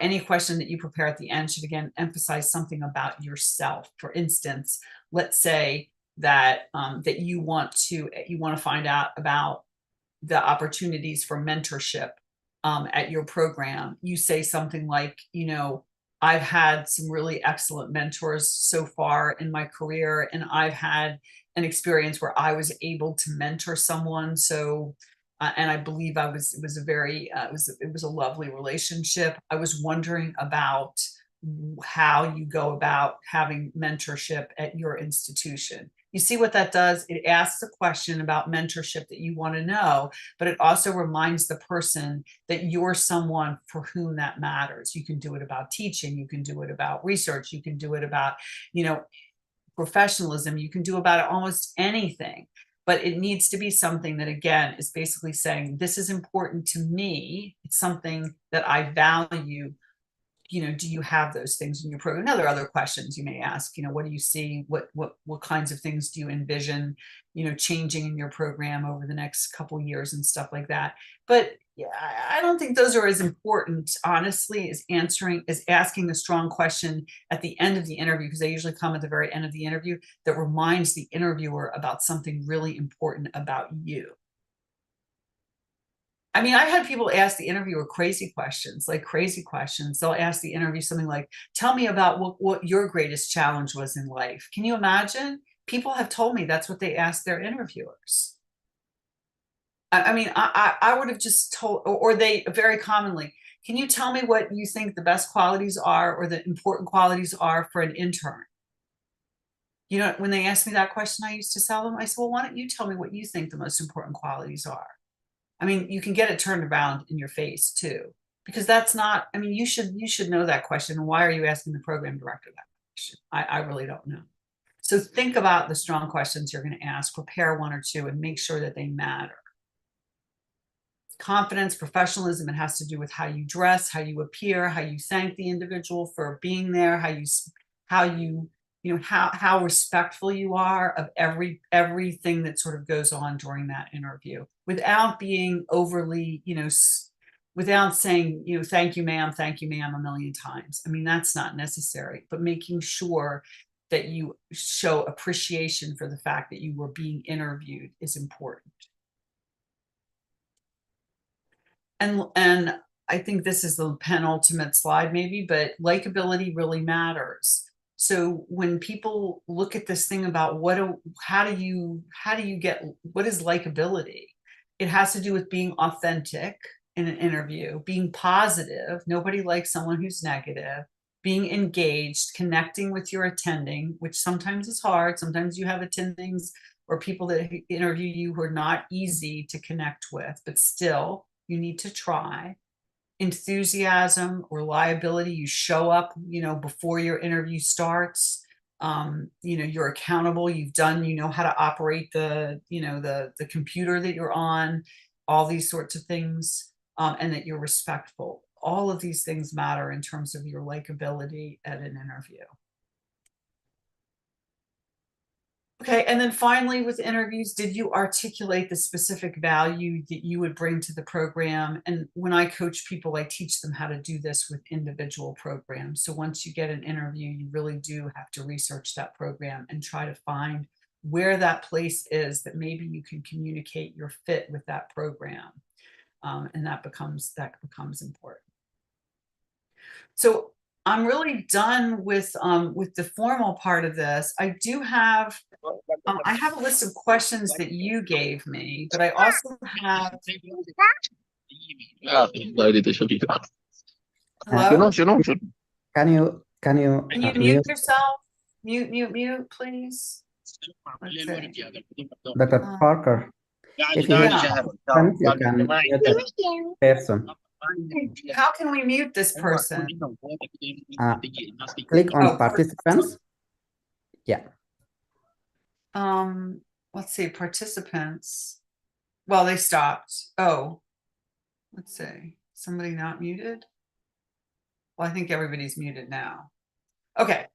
Oh, what happened here? Something happened. Okay. All right. Do you want me to go? There's 4 questions that I have that probably may help you, and then I can go over any of these individual ones if you wish for me to do. It's up to you. It's up to the group here whether they would like me to respond. I received, I don't know, 20 questions here that I'm happy to address, or I can address the ones that I have done. What would you guys prefer? Maybe the ones that you wrote to me about, would that be helpful? Let's do that. Yes, thank you. Okay. So let's I will then I can get rid of this. I'll stop sharing this screen, I guess. Well, let me keep it up in the event. I have some more slides in case there's anything that references. Okay, the first one. ERIS experience. In the ERIS application in the experience section, what kind of experiences do program directors value the most? Well, I think that question, hopefully I've answered that question. The answer is really that you have to look for a broad range of experiences that you had and try to cull them from different things. If you've had an experience where you've taught individuals, if you've had an experience where you've had leadership, if you've had experience, it's been, an outstanding cultural experience, an outstanding volunteerism, something that was a QI project, an outstanding research experience that taught you things. I really think it has to do with, showing a complete picture, or as complete as you can with 10 experiences, but showing the fact that you're not unidimensional, that you're multidimensional, and paying attention to the specialty that you are applying for and trying to ask yourself, do you think that these things would matter? Okay. Okay, number 2 was clinical gap. How do program directors view a gap of 1 or more years with no clinical work, especially considering the reason for the gap? So, a lot of people have clinical gaps. I think the purpose, the thing about a clinical gap is that you have an explanation for what happens during that gap. You know, and some people do. I mean, some people, let's say, have had children. They raised, you know, they had 2 children and they were out for 4 years raising their children. That's a reasonable explanation for having a gap. You would like to see that during that period of time, there was maybe some commitment to keeping up with the literature. There was some other activity maybe that you could point to so that you didn't completely have zero connection with the medical world during that period of time. But, you know, I think it's not that important. I think what happens is you can say, if you have a gap, especially if you have something before that gap. So let's say you had a gap, but before that, you were working as a medical practitioner in your country for a period of time. You point to that and you say, you know, it's true in that period of time, maybe some of my skills, there might have been a decrement in some of my skills, but I really, you know, I had really honed those clinical skills over the 3 years I worked as a GP. And I don't believe that time away is time that, you know, that really affected that. In fact, those 3 years in, you name it, whatever it is, raising my kids, doing something different, coming to this country, I learned other skill sets during that period of time that I really think are going to be applicable to my current residency. I learned a lot about multitasking and, you know, it's time management and blah, blah, blah, whatever you have to say. But you can figure out how to make that a non-issue. Now, if it's a huge gap, that becomes a problem. If it's a huge gap without any clinical, you know, work, I do think that is troubling to many people. And that, again, you have to then demonstrate on the current end that you have done clinical work. If you've done clinical work and there was just a gap of 5 or 6 years when you did something else, I think that's probably okay, as long as on the current end, on the more proximal end, you have clinical work.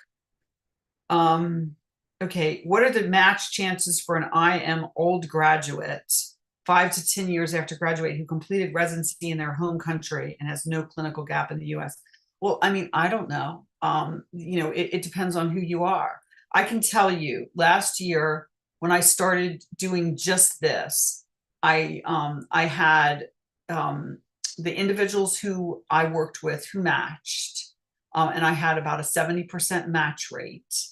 The individuals I worked on average, their date of graduation was 2015. So last year they were 9 years out. You know, that's what I can tell you statistically. So I see lots of older graduates who are able to match. I don't think that the year of graduation is important as some of the other things in your application, that if you have an older year of graduation, and it may be not true for all the specialties, but if you have a richness of work experience, if you have other clinical experience since that time, etc., I really still think it's possible. I've seen it. You may not get a lot of interviews, but all you have to do is convince one program director at one interview to take a chance on you. By the way, the individuals that I coached last year who were average year of graduation 2015, in general, most of them had 3 interviews or less. Some of them had 1 interview. I don't know how many people, probably 15 people that had 1 interview and they got that spot. So it is possible with 1 interview to match. Don't ever discount that 1 interview can lead to a match. I'm not trying to be overly positive here. I'm just saying that it's possible. Previous match. How should I address not matching in the previous residency application cycle? I wouldn't mention it on your application. In fact, what I would do on your application is if you can get new letters, make sure that those letters have the current date. Don't submit letters unless you have no other choice that have letters of recommendation that have last year's date on it, because then you're basically giving away that either you applied and you didn't match, or that somehow you just got this letter and never applied.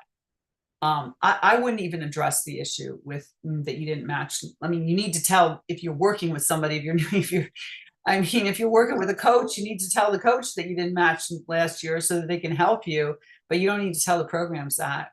They may ask you, They may, if they ask you, you obviously have to be honest with them about that. But I wouldn't put it out there for display unless they ask you. Does step 3 carry significant weight in the application process? The data says no, it does not. But I can give you a couple caveats. If you have a weak score on your USMLE step 2 CK, a good step 3 score may help people to feel better about that. But if they don't use step 3 as a scoring, as one of those things that they look at in screening, then it's not really going to help you. A poor result or a failure on step 3, if you've not done well on step 2, will really damn you, I think. So, you know, I tell people, I know a lot of people believe that you have to have step 3, and you have to have step 3 if you're going to be doing a transitional program, because you have to pass step 3 for transitional programs. And most people want you to have it done before you, if you're an IMG, before you get to the residency. So that would be a caveat. If you're applying for a transitional program, you should have step 3. But otherwise, I think step 3 sometimes for individuals, as much as you want to get it over with, if you don't think you're going to perform well on that exam, I probably wouldn't do it. If you have an excellent score on step 2, then you can take it. And even if your score isn't excellent on step 3, nobody's going to care. But if your step score is marginal or poor, or you failed step 2, I wouldn't, you know, unless you really feel like you've studied hard enough and you keep taking the test, taking the practice test, and you feel like you're guaranteed a good result, I would be I would have a lot of trepidation of telling you to take that test. Okay, what qualities would make a program director consider a candidate with a lower USMLE score? Well, I think the fact is that a lower score is just a lower score. You have to have other stuff that offsets that, right? I mean, there's some program directors that aren't going to look at you. Okay, too bad. I feel like they probably lost out, because they could lose out on some really excellent candidates if they don't consider people with that might have a low score. You know, you just have to have everything else about your application as strong as you can. Personal statement, what aspects of my background and goals should I focus in on my personal statement? I hope you have given you some ideas on that. I mean, I can't tell you specifically, but I think there has to be a reason that you wanted to do medicine, or you wanted to do surgery, or you wanted to do anything. And then, you know, you have to share the things about yourself that you know, share your voice. Avoiding arrogance. How can I showcase my achievements in my personal statement and CV without sounding arrogant? Okay, this is important, because you do need, like, I have people all the time. We start talking, and then they say to me, I graduated first in my class. You know, all through whatever, I got A's in chemistry. I graduated from my master's program with, you know, defended my thesis and got distinction or whatever. And I'm like, it's not anywhere in your personal statement. And they're like, yeah, but how can I say that and not sound like conceited? I said, you know, there's a way to say these things. So, you know, the things that I tell people is, you know, you can say things like, I was humbled to graduate top in my class, something like that. But my goodness, don't decide that you're not going to include things that are really critical because you can't figure out how to say it without arrogance. You don't want to include too many things. I've done this, I've done that, I've done the other thing. But I mean, if you have, you know, incredible distinction, if you've gotten certain kinds of awards that aren't just to tell them about the awards, but actually, you know, have a purpose in your essay, if you've achieved, if you've given research presentations at multiple different venues or presented your abstracts, I believe they should be part of it might be just one sentence. You're not going to go on and on about it, but they should be there. They should highlight it. Remind the program director. They're not going to read your whole application. I mean, they may, but you know, if you were reading 300 applications, would you remember what so-and-so did on their research? I mean, these ERIS applications get pretty long. Remind them of things. Preliminary versus transitional. What's the difference between prelim and transitional year program? A prelim program is prelim medicine, prelim surgery, it's a whole year of doing that specialty pretty much. And the expectation for many people is, or the hope is that they will then be able to go into a medicine or a surgery program. Or they're using that because they have a secondary program that they matched into, and they need to do either a transitional or a prelim year. And there's some caveats about which you can do for what secondary program. The transitional programs, you usually do so many months of surgery, you do some medicine, you do some OB, you some have elective time. Basically, usually the TY years are easier. The TY years are pretty hard often to get those positions, because they're taken up by the individuals who have the secondary positions like radiology, neurology, and stuff like that they match into, and they have to do a year ahead, anesthesia, etc. So TY positions are pretty highly coveted. They go to a lot of US grads. I think they're hard to get, but they're definitely a little easier. And the TY year, as I explained, you have to have PG. You have to, as a non-US grad, you have to have, or you don't have to, but I would say almost everybody wants to see a CEP3 score. What are the key components of a strong letter of recommendation? I think I already talked about that. Self-uploaded LOR. Is an LOR I upload myself due to losing contact with the writer still valid? Well, it's valid, but it won't be considered to be waived if you upload it yourself. I just addressed this. If I use an LOR from the previous year, should I ask the writer to change the date? Yes. They can still write that they'll still say, I worked with this person during blah, blah, blah, but then put the current date. Does having training in my home country, including 3 years of residency and a master's degree, give me an advantage, or does it not matter much? I think the answer is it depends. It depends. If the residency let's say you've done an internal medicine residency at home, and now you're applying to an internal medicine residency here, it will probably help you. If you've done a surgery residency back home and now you're doing an internal medicine, looking for internal medicine or something other than surgery, it's going to be tough, because you're going to have to convince them, why on earth are you wanting to do internal medicine now when you're really a surgeon? And some people think, surgical mentality is different than training in a program that is not a non-surgical sort of specialty. If the specialty of your home country and the specialty that you're looking to go to are discordant, then I would say you have to demonstrate that there isn't a way for you to transfer certain elements of your skills into the new program. So things like your professionalism, your reliability, your accountability, your leadership skills, your teamwork, that all of those things are transferable. And some parts of your clinical knowledge, yes, the surgical skills aren't really transferable into internal medicine, but certainly the leading of a team in the operating room, these kinds of things are things that you think can actually really help you in your new specialty. So if possible, try to demonstrate that.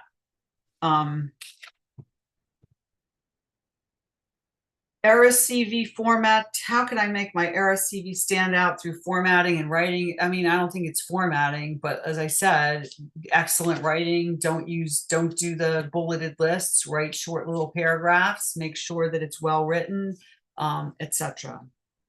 Telemedicine experience count as U.S. clinical experience? I don't know. I mean, I don't, people will use those letters. If it's the only thing you've got, then you should write about it.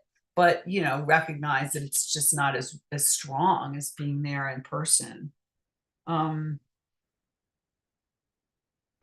residency programs consider applicants with no U.S. clinical experience? Yes, they do.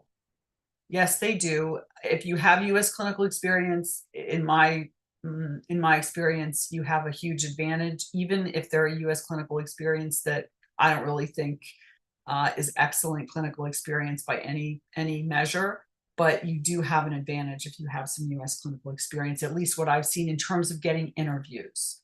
Oftentimes programs are more willing to give you an interview if you have U.S. clinical experience. And then finally, categorical versus PGY. Should I apply to categorical or PGY1 programs if I only have step 1, step 2 in the OET exam? I don't really understand that question. I guess they're just talking about only applying for like a prelim program. I mean, some people will use prelim programs as a backup, so they'll apply for a categorical medicine and prelim, or a surgery and prelim surgery. You know, sometimes that can work to your advantage, sometimes it can work to your disadvantage. You know, some people will, I've heard program directors say, well, if they were looking for a prelim position, they're not really that serious, or whatever, that it was their backup and they don't like that. I mean, I don't have any particular recommendations about that. I would tell you that if you're applying to multiple specialties, in many ways, you should probably try, for sure, if it's a smaller community, if let's say it's a hospital that has 4 or 5 programs and the program directors probably all know each other well. Sometimes they share lists of who is interviewed at their programs. And if you see someone, let's say, that's on the family medicine list and on the surgery list and or on the medicine list and on the peds list, probably everybody will say, oh, you know what, person's so undecided, I don't want them at all. So be wary of applying, especially in small, you know, smaller institutions, to multiple different specialties in that institution, because it could, not necessarily will, but I believe it could backfire on you. That's it. I've answered all your questions. There's probably more in the chat, but I think we're done. Let's see what's in the chat here, though. Oh my goodness. Let's say, let me see if I can pick a few here. Okay. Well, some of them are just hellos. Okay, I can handle that. Hello, hello, hello, hello, everybody. I hope this was a benefit to you. It would be nice if you also go through the next 4 slides of the question packs you prepared. I don't know what that is. Question packs. What are you talking? Oh, those questions that I already had prepared. Okay. Okay, you have if you have a history of failing one of the courses at the university, how will that affect me? It probably won't, you know. You know, I mean, how can it affect you? It won't. You can use that if you get a question, how did, you know, is there something that you failed at in your life? You can use that as an example, and you can talk about it in a way that's positive and shows that you have a growth mindset, that you use failures to push yourself ahead. And then you can sort of turn it into an advantage in a way by showing that you're able to pivot and learn something from a failure. Can you use AI to correct grammar? You can use AI to correct grammar, but the other point about AI that I see is that it corrects grammar sometimes, but sometimes it corrects it and it changes the intent. So it's hard to describe to you. I can't even think of an example, but I had somebody the other day who we had done a whole bunch of writing, and they said, I'm going to put it through AI. And I said, I'm going to put it through, actually, they were going to put it through Grammarly, and Grammarly made suggestions, and it changed some of the tone and the intent of it. So that's the only thing I would say. Please don't use AI to write your stuff. I had somebody who tried to write a lot with AI. They just put down, you know, some story, and then they ask AI to write their personal statement for them. And it really comes out making very little sense. And those are pretty obvious to people. Okay, let's see what else we got here. Is it significant to add? Okay, wait, I think. Oh, wait, okay, AI. Medical assistant, yeah, medical assistant can be good U.S. clinical experience, especially if you can write about it, and the person who you work for can speak, you know, that you can have a letter that talks about. I mean, it's a great place to showcase your communication skills, your other aspects of your professionalism, right? Your reliability, your accountability, your ability to deal with individuals that come in. Sometimes the patients will say to the attending, gee, that MA was great. She was, you know, so professional, or he, you know, the way that we really, really liked them. I mean, there's many ways that could be used to your advantage, especially if you've been with them. So don't shirk that. Is it significant to add all my US, or is it enough to, okay, you don't have to add all your US clinical experience in your, or is it enough? Most of the time, I think you add what's appropriate. I mean, think about it when you have 10 like 10 things to use. You may not want to put every single US clinical experience if you have something else. And you don't need to refer to all of it in your letter of recommendation either. Let's see. I think I'm almost. There is sorry about that, Dr. Parker. There is a question about personal experience to mention it on personal statement from Dr. Wait, did I miss that? Oh, yeah. Yeah, you know what? This is a tough one. People do this. I've had people who wrote me essays where their whole personal statement was about the brain tumor they had, or about the fact that they had metastatic cancer that they've now been cured of. Please don't write that stuff. I mean, or talk about, some other struggles that you had. I get it. I get people want to demonstrate that they're resilient and that they've been able to handle some of the worst times in their life and come out on the other side. And you may allude to it, but I would caution you because, what happens is people worry about that candidate. They're like, well, are they really over this? They got type 1 diabetes. Are we going to have a problem with them during residency? Are they going to, you're not supposed to use these kinds of things to make your decisions about a resident, but don't give them anything that would make them exclude you. Don't tell them about you getting divorced. Don't tell them these things. It's none of their damn business. I firmly believe that in general, and I won't say all the time, but in general, I do not advise people to include really, really personal things in their application that have to do with their own health. Sometimes it's appropriate, but most of the time I would tell you it's probably better, not mentioned. And if it is, it should not take up a large part of your application, even if it took up a large portion of your life. I get it. Yeah. So but that's a tricky one because everybody it really would be different for everyone. Let's see, I'm just looking through these quickly.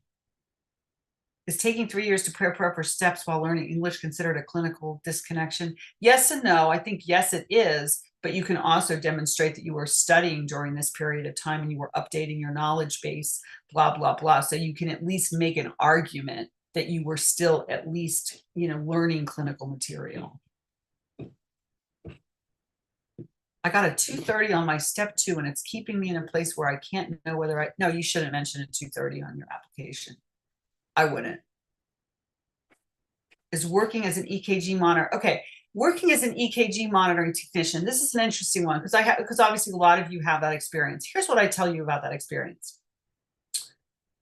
That experience can be very interesting, I would say, especially because you're doctors, most of you who have these jobs, and I'm presuming that doctors who are working at a job that they're really in many ways were overqualified for, maybe.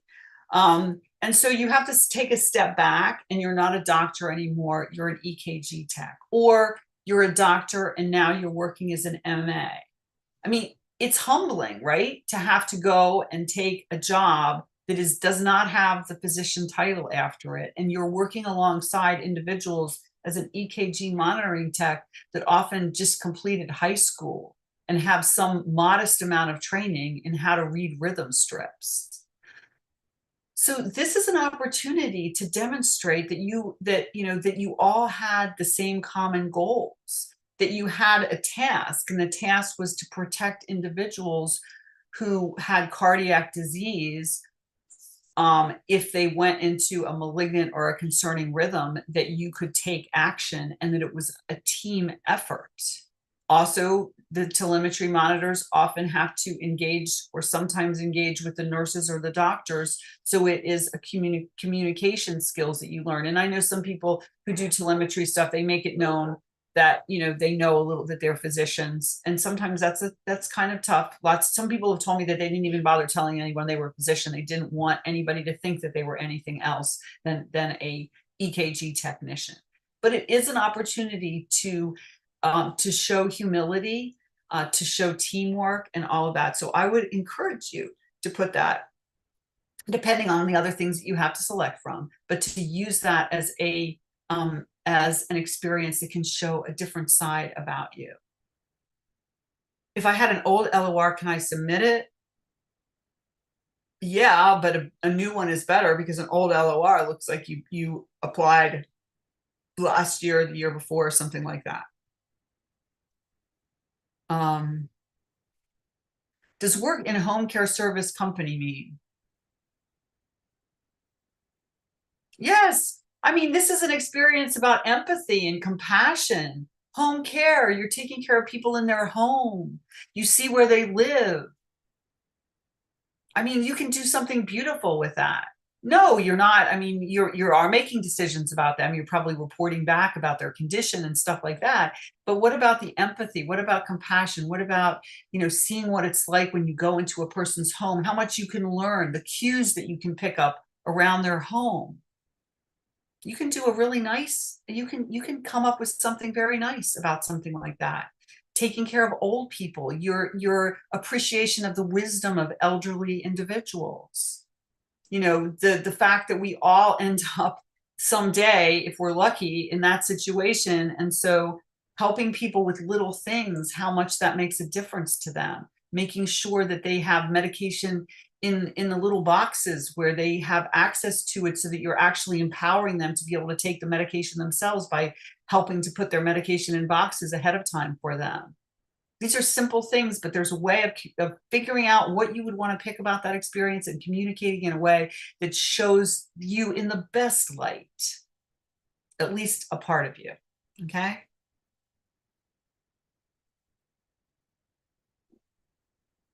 Yes, you can ask an emergency room physician to write you a letter for IM. In fact, I would absolutely tell them that you are, I'm working with a board certified emergency medicine physician for 2 years, and he knows me well. Can I ask him for a LOR if I'm applying for medicine? Absolutely.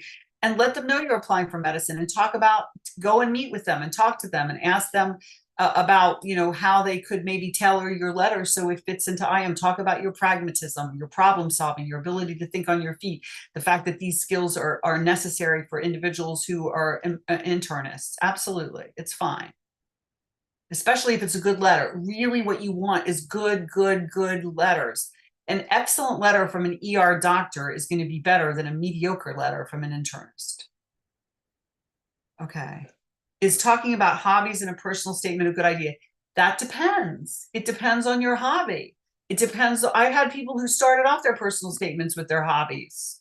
I've had people who were chess players that started talking about chess. I encouraged them to do that because it taught them how to think, how to see the big picture, how to see the small picture. Yes, I think it can. It can, but it's variable. It depends on what it is. I've had, someone who started off who did art in her spare time, and she talked about escaping, into art. And her first paragraph, it was beautiful. So yes, you can. It depends what it is. Yes, you can use a story that you saw during medical practice to pursue internal medicine. Yes. Just don't go on and on and on about it. Don't have it take up too much of the space, because then it's more about the story of the patient than it is about you. For IM residency is step 1, step 2, 240 OETs with one not. I have no idea. It depends on who you are and what the rest of your application is like. Does that sound on the face of it that you would be competitive? Yes, but nobody can tell anybody that they can absolutely secure a spot. I've seen people with 260s, 270s on a step 2 not get a spot. I've seen people who failed, USMLE 1, got a 209 or something on their USMLE step 2 CK, and who got a position. So it is variable. Does war in our country count in the personal statement? Yes. Yes, if war affected your ability to function, if you were essentially, just trying to get by and not get killed, or you had family members who suffered, which probably they did. If you've been in the midst of a civil war, my friends in Sudan, my friends in Iraq, and nameless other countries, yes, and that ought to be a part of whether it probably will be in your personal statement, but it absolutely should be in the ARIS application portion, where it talks about, various things that you had to overcome. Civil war in a country, how can that not have dramatic meaning? Okay, I'm going to have to go, but let's see. What was this last one? My professor who works with me in international program fellowship and leadership, she is not in medical field, but is a lecturer in the School of Public Affairs. Yeah, you can have one letter. I would tell people one letter if they know you well, from an MD, from a PhD, from someone who's outside of medicine, but make it one letter. Don't make it more than that. And the key thing is, can write you an excellent letter. And that what they have to say about you is going to matter for someone. It's going to talk about your integrity. It's going to talk about your follow-up. It's going to talk about your leadership. It's going to talk about whatever. They have to be able to make it personal. Is working as a clinical documentation specialist considered good U.S. experience? I mean, it's experience. So you have to find, what did you learn about documentation special? What did you take from that role? What did you learn about medicine, the practice of medicine in the United States, from being a clinical documentation specialist? Does LOR from a US-based foundation count? I don't know. I mean, again, it all depends on, did you work for a foundation? Do they know you? Is there something that's relevant there? And I think I'm going to have to stop now because I actually have I have an appointment with someone on at 4 o'clock. But thank you all for I only lost 6 people during the 1 hour overage. I would just invite you all that if you're interested in, I think somebody mentioned they're going to send out my information and my card. I would be delighted if anybody decided to come and work with me on their personal statements, or if you or your ARIS application, or really anything that pertains to your application. Go check out my website, and I'd be delighted to work with you guys individually. I'd like to thank you so much, Dr. Parker, for this informative session, and hopefully it will help some of the fellows in this program and others who are applying this year and in the future. Thank you so much. You're very welcome. All right. Have a great rest of the day, everyone. Yeah, thanks so much, Dr. Parker. Oh, you're welcome. Thanks for inviting me. Have a great one. Bye-bye. Bye-bye. Just a second. Let me quickly. Yeah. Oh, can I say end meeting? You can end meeting, yes. So thank you so much, Dr. Lema, for inviting her. This great opportunity. Hopefully it will be helpful to some of you guys.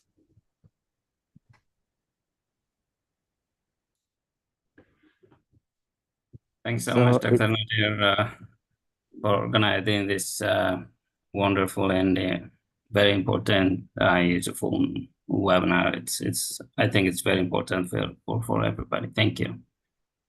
Thank you.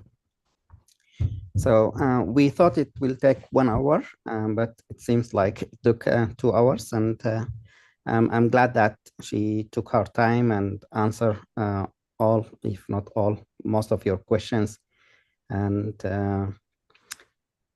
so the next part of this meeting, we were planning to do some presentations. Do we have any presenters of the team? Hello, Dr. Nadir. Hello, Dr. Ahmed. How are you? I'm good. I'm good. How are you? Very Yeah, good. Yeah, let me.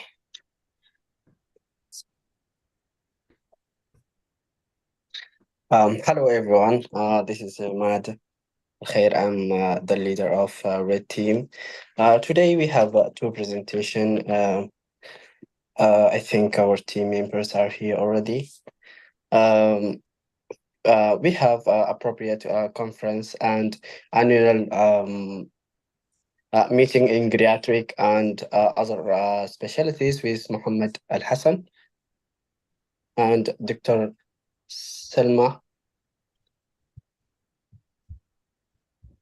Yes, Dr. Ahmed. Can everybody Yeah. hear me? Yes, I'd like to have the floor, please. Yes. Go ahead. All right.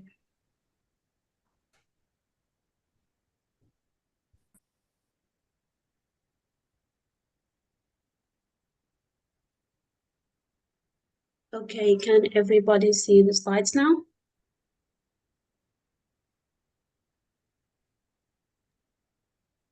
Yes, we can see it. Okay. Hello, everyone. My name is Salma Ibrahim. I'm a medical graduate from University of Khartoum, Sudan.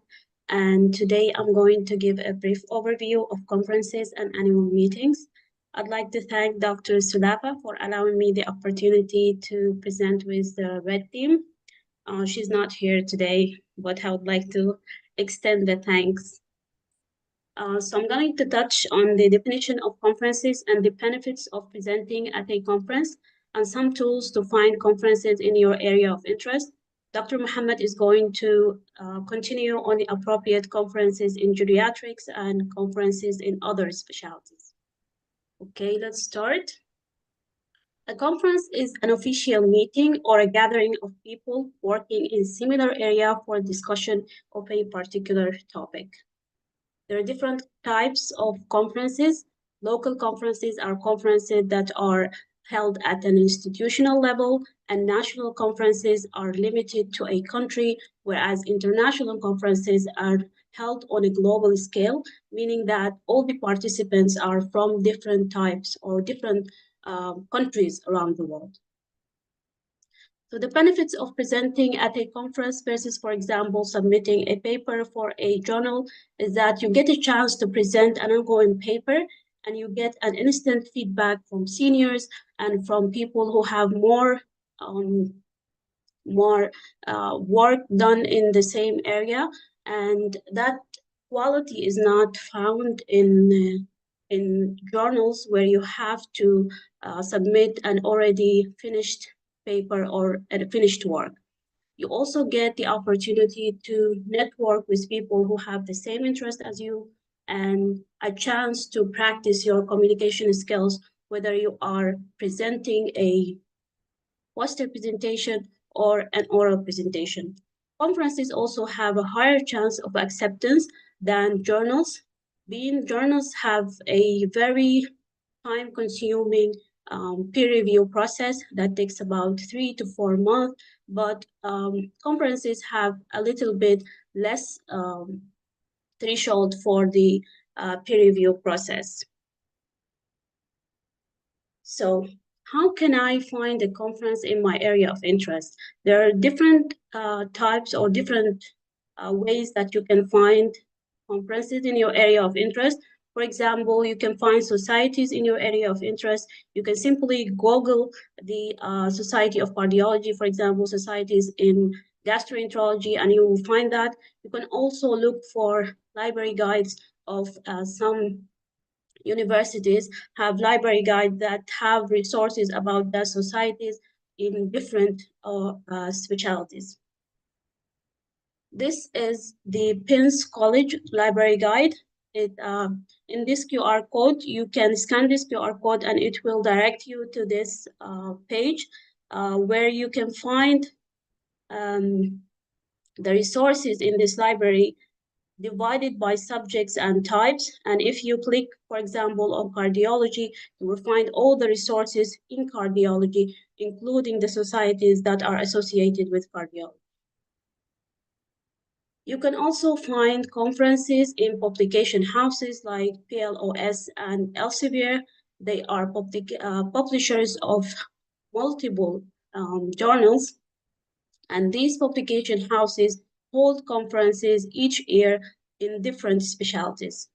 You can also find conferences by using research tools, which are databases that are stored in some websites, and you can easily just type the specialty that you are interested in, and you can also type a specific country that you want to present your conference to, and you will be provided with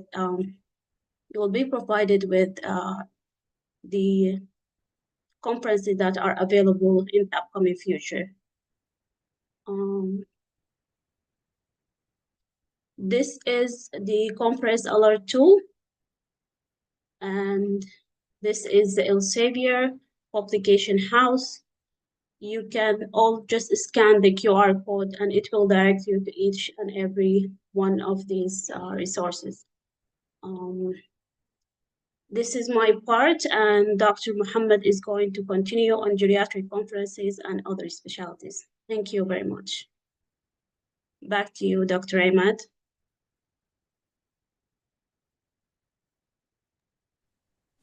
Thank you, Dr. Salma.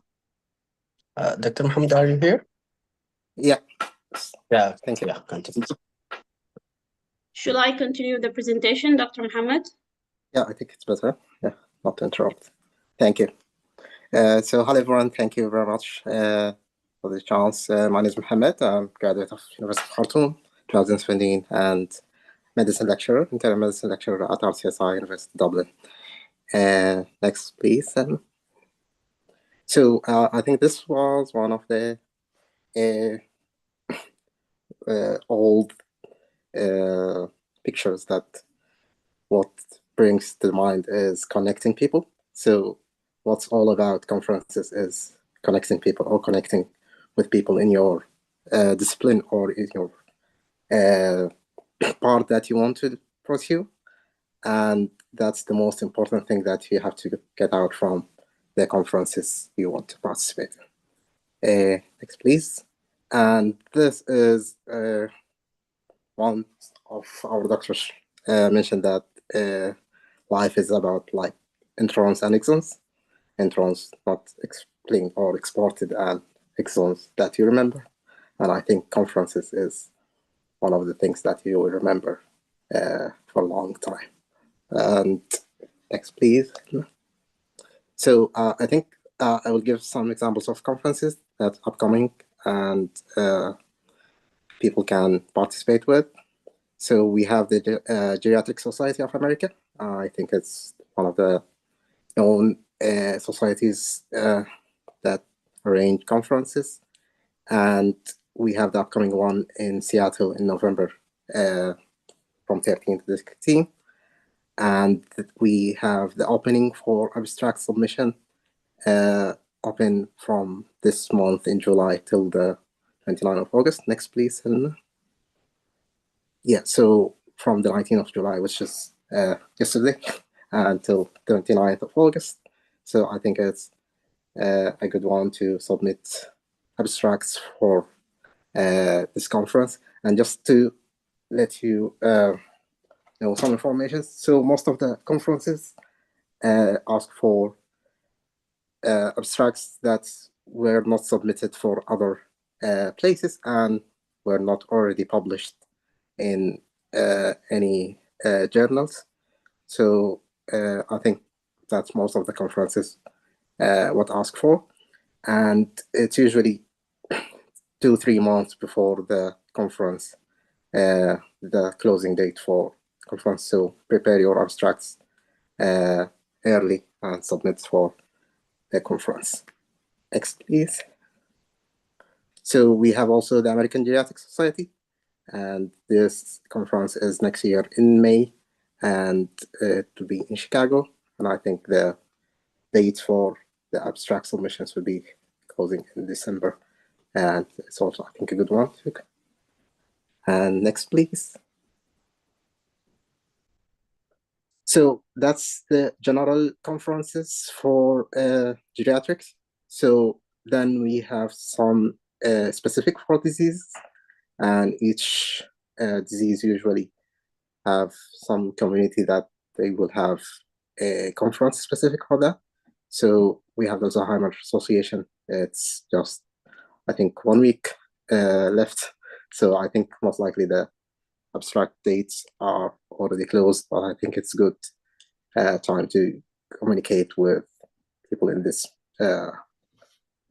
community for the next week. Next, please. This is, I would say that's the US conferences. So other than the US conferences, I think we have the European conferences, international conferences, and other conferences. So we have the International Association of Geriatric and Gerontology, and this is, I think, 2 years ahead, and it's just to know that there is a lot of international conferences that you can send your abstract to and participate. And just one thing, that gerontology and geriatrics is the medical specialty, and gerontology is the science overall. I think that's like neuroscience, and neurology is medical specialty. Next, please. We also have the European Geriatrics in Valencia in September. It's upcoming, I think, 1-2 months. It's also a good one to participate in. Next, please. And we have also the British Society of Geriatricians, arranging a lot of events and conferences that could help with and some of the specific diseases. And I think falls and postural stability is a common thing that we will face a lot in the hospitals, with a lot of elderly presenting with this falls and postural stability. So we have this one in September also in Nottingham in the UK. Next, please. So that's for the geriatrics. We have some other disciplines that I think could be much related to geriatrics also. And I think most of the papers or abstracts in geriatrics would work also. So we have the annual American Academy of Neurology conference in April next year in San Diego. And I think it's a good one to send abstract for the next year. Next, please. The American Cardiology, College of Cardiology, also in next March in Chicago. And I think the American College of Cardiology and the American Heart Association is one of the known conferences that have a lot of implications, and I think a lot of guidelines with changing the blood pressure medications. A lot of things comes from this conference, so I think it's a good conference to communicate with people in disciplines. Next, please. So we have also the family medicine, which deal with a lot of patients in the geriatrics group. So we have the American Academy of Family Physicians conference next September in Phoenix, Arizona. And the next one, please. And I think that's interesting one because it's from family medicine residents and students.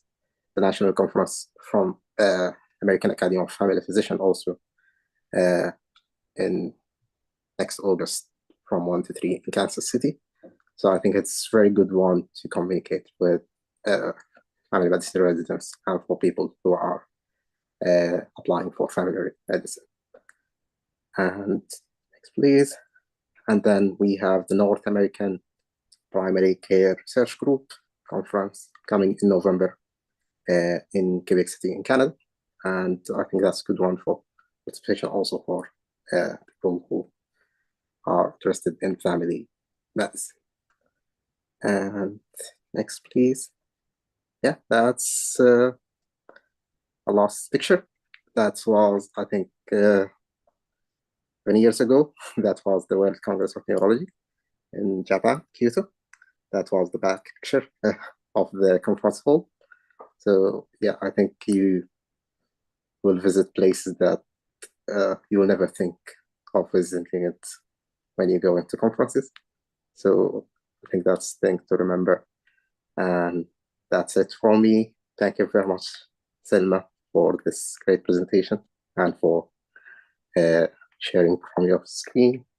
And we'll hand it back to Dr. Ahmad. Thank you very much. And thank you, Dr. Nader. Thank you, Dr.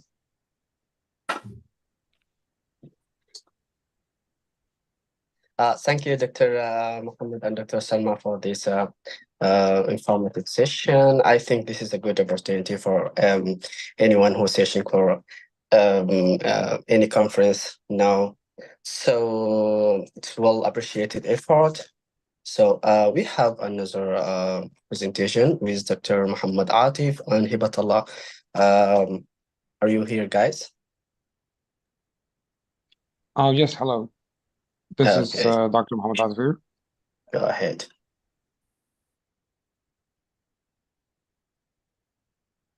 I'm sorry, can you just make me the host, please? Dr. Ahmed?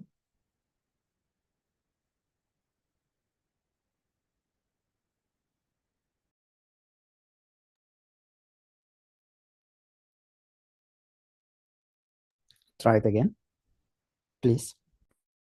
I think it's working now.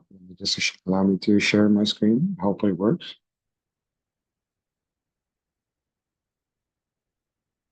Okay, can everybody see my screen? Yes, we can see it. All right, so let's get started. Greetings, everyone. My name is Dr. Mohamed Atif. I'm a medical graduate from University of Al Jazeera, batch 2021. This is actually my second time presenting in this fellowship. Last time I had the honor, the Lyme group with Dr. Yassin of speaking about Pathway 6, and this time I'll be joining you guys in talking about frailty, which is a very interesting topic. So today is going to be me and Dr. Hibatallah, and let's get right into it. So frailty. Before starting to talk about frailty, we're just gonna know kind of and understand a little bit of some points. Obviously, everyone, when you say the word frailty, we're gonna be thinking of the state of being delicate and weak, but it's actually more into that. It's more of a clinical syndrome. We're gonna talk about why is frailty considered a clinical syndrome. What are those manifestations of frailty, the adverse outcomes that are common in frail patients, the most effective approaches for preventing frailty, and also principles of caring for those who are frail. Okay, excuse me just a little bit. So the topics that are going to be covered. First, we're going to talk about obviously of evidence-based findings. Evidence as to cause of frailty, what seems to be causing frailty, assessment of frailty on certain scales, prevailing management strategies to counter frailty, and finally, we're going to talk about potential approaches for prevention of frailty itself. All right, so before we get to that, I'm just first going to talk about something called standards of evidence. Basically, this is like a tier list or a ranking of how strong is the evidence for this, like, or the approach that we're doing. So like when we say on terms of like rating A, of basis of rating, this is a consistent, a good quality patient-oriented evidence. So that means it's very good. It's on the top of the tier.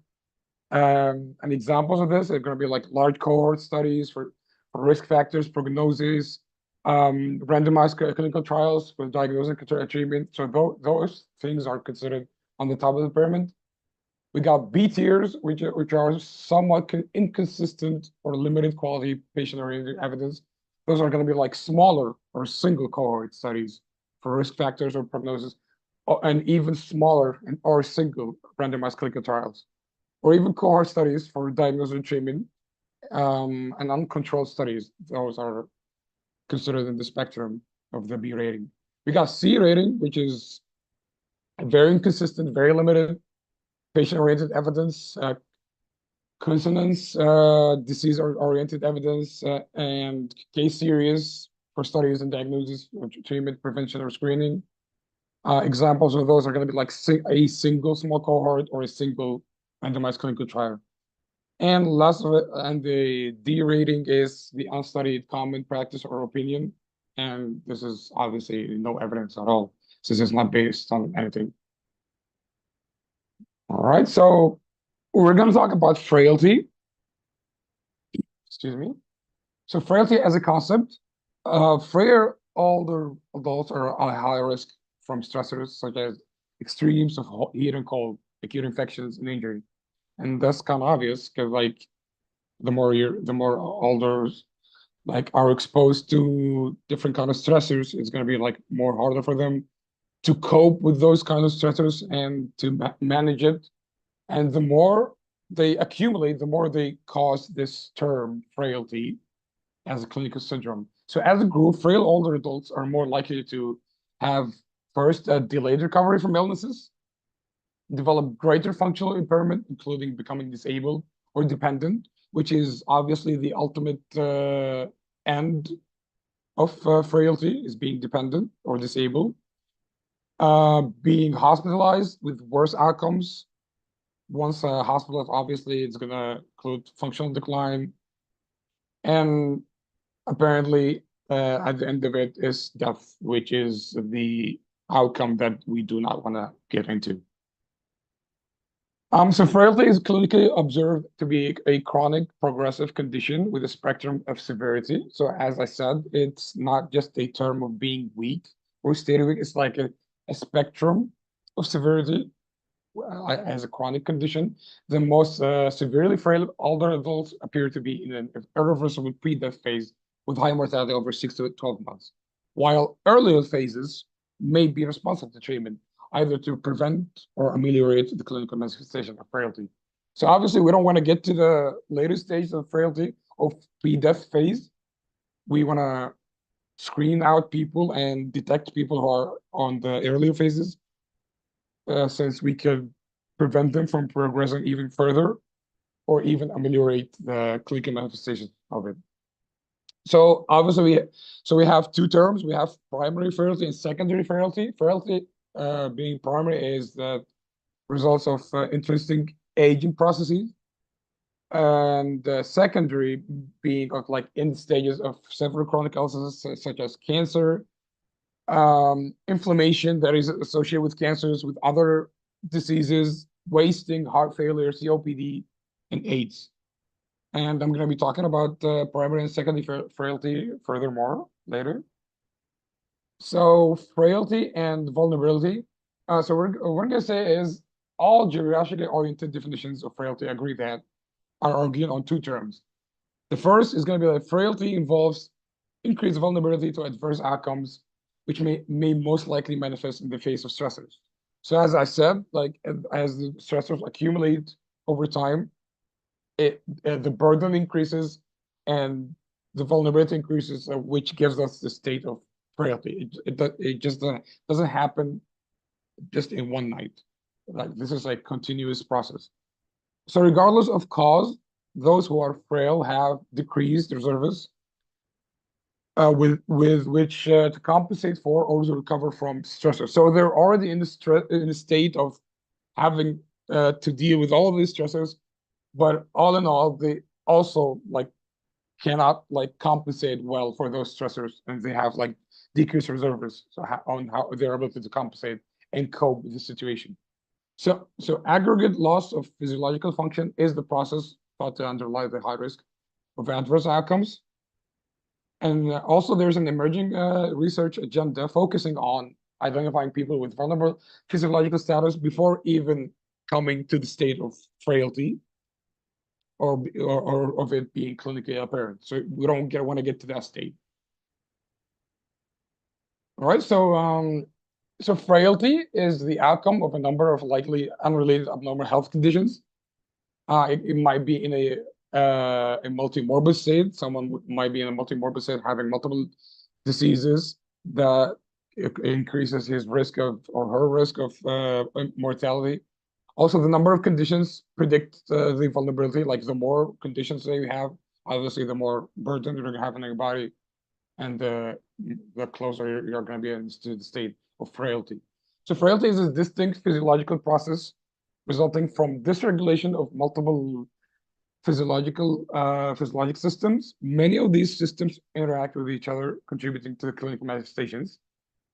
And also the aggregate impact of too many dysregulated systems is a decreased ability to maintain homeostasis in the face of stressors, resulting in the vulnerability to adverse outcomes. So, so just like I said, your body as a whole, like the more like stressors you're gonna be exposed to, like the more you're gonna have to cope with, like to reach the certain state of homeostasis. So like because your body is in a constant need of achieving homeostasis, it can reach to the like to the state of being overwhelmed and being dysregulated. So like to the point which is gonna have us reach the state of frailty. There are like clinical phenotypes in etiology that might be related to dysregulated energetics, and I'm gonna discuss those in the next slides. So frailty as a physiological process. According to the conception of frailty, as we said, it's a distinct physiologic process. Its clinical manifestations are seen in certain aspects. Those are going to be strength, balance, motor processing, nutrition, endurance, physical activity, mobility, and cognition, possibly. And we said possibly because a phenotype has been developed and validated for the links, all of the above, except for the last one in the list. So this is a picture describing frailty as a physiological process. So we see a cycle of frailty, which is being in the state of chronic undernutrition, getting to the state of sarcopenia, which is muscle loss and weight loss, going to contribute to further lowering the resting metabolic rate and also further lowering the total energy expenditure, which is going to lead us back to chronic undernutrition as a loop. Obviously, weight loss and sarcopenia is going to lower the insulin sensitivity, causing also osteopenia, lowering the volume of oxygen, the max oxygen. It could lead to exhaustion. All of these are going to also lead to a decrease in strength and power, which is going to affect immobilization, impaired balance, falls, and injuries. And ultimately, it's going to end us to disability and dependency. So this is the scale or the criteria for frailty, which is mentioned in 5 aspects. It's going to be weight loss, exhaustion, slowness, low activity level, and weakness. So the criteria that you at least have 3 or more of these 5 aspects. And we have weight loss, for example, like losing more than 10 pounds unintentionally for the last year.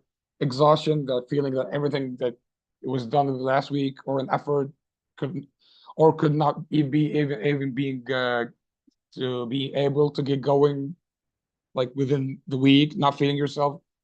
Slowness, as in walking 15 feet in less than 7 seconds. For height, that is less than 159 centimeters or less or equal to 6 seconds for height if more than 159 centimeters. Low activity level is going to be like less than 270 kilocalories of physical expenditure on 18-item activity scale, which is a certain kind of test that is being done.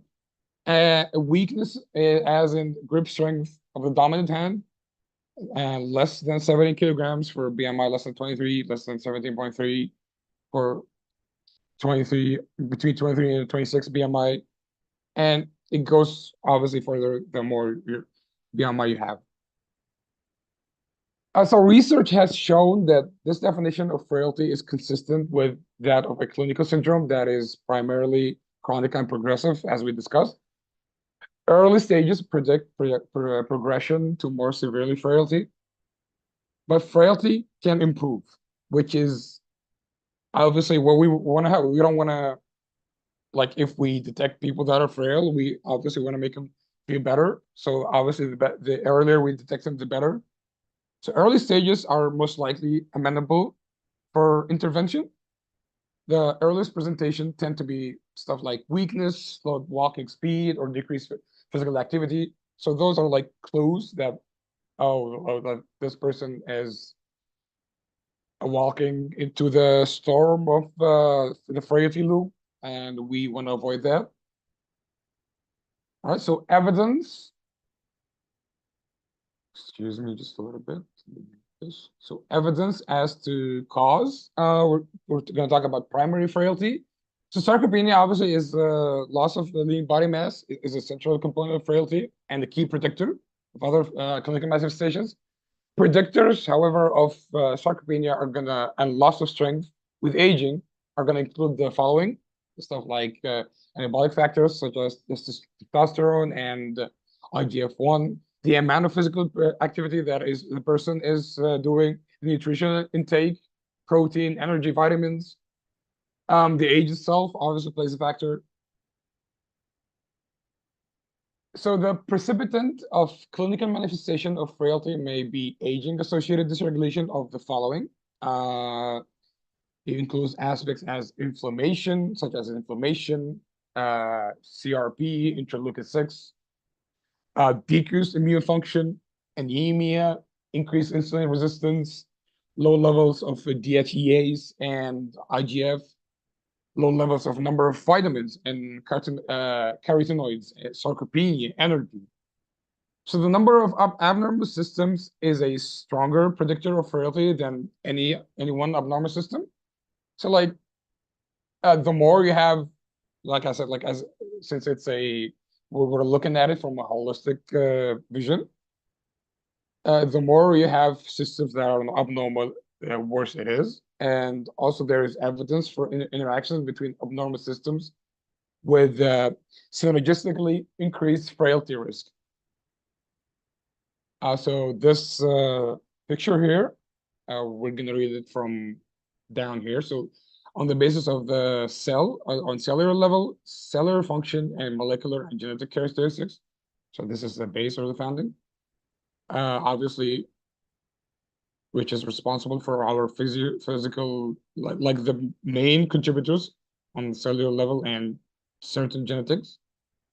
Those are going to contribute to the physiological dysregulation interchangeably. And this as a whole is going to cause a physiologic vulnerability. So what the physiologic vulnerability is going to do is that it's going to lower the motor performance.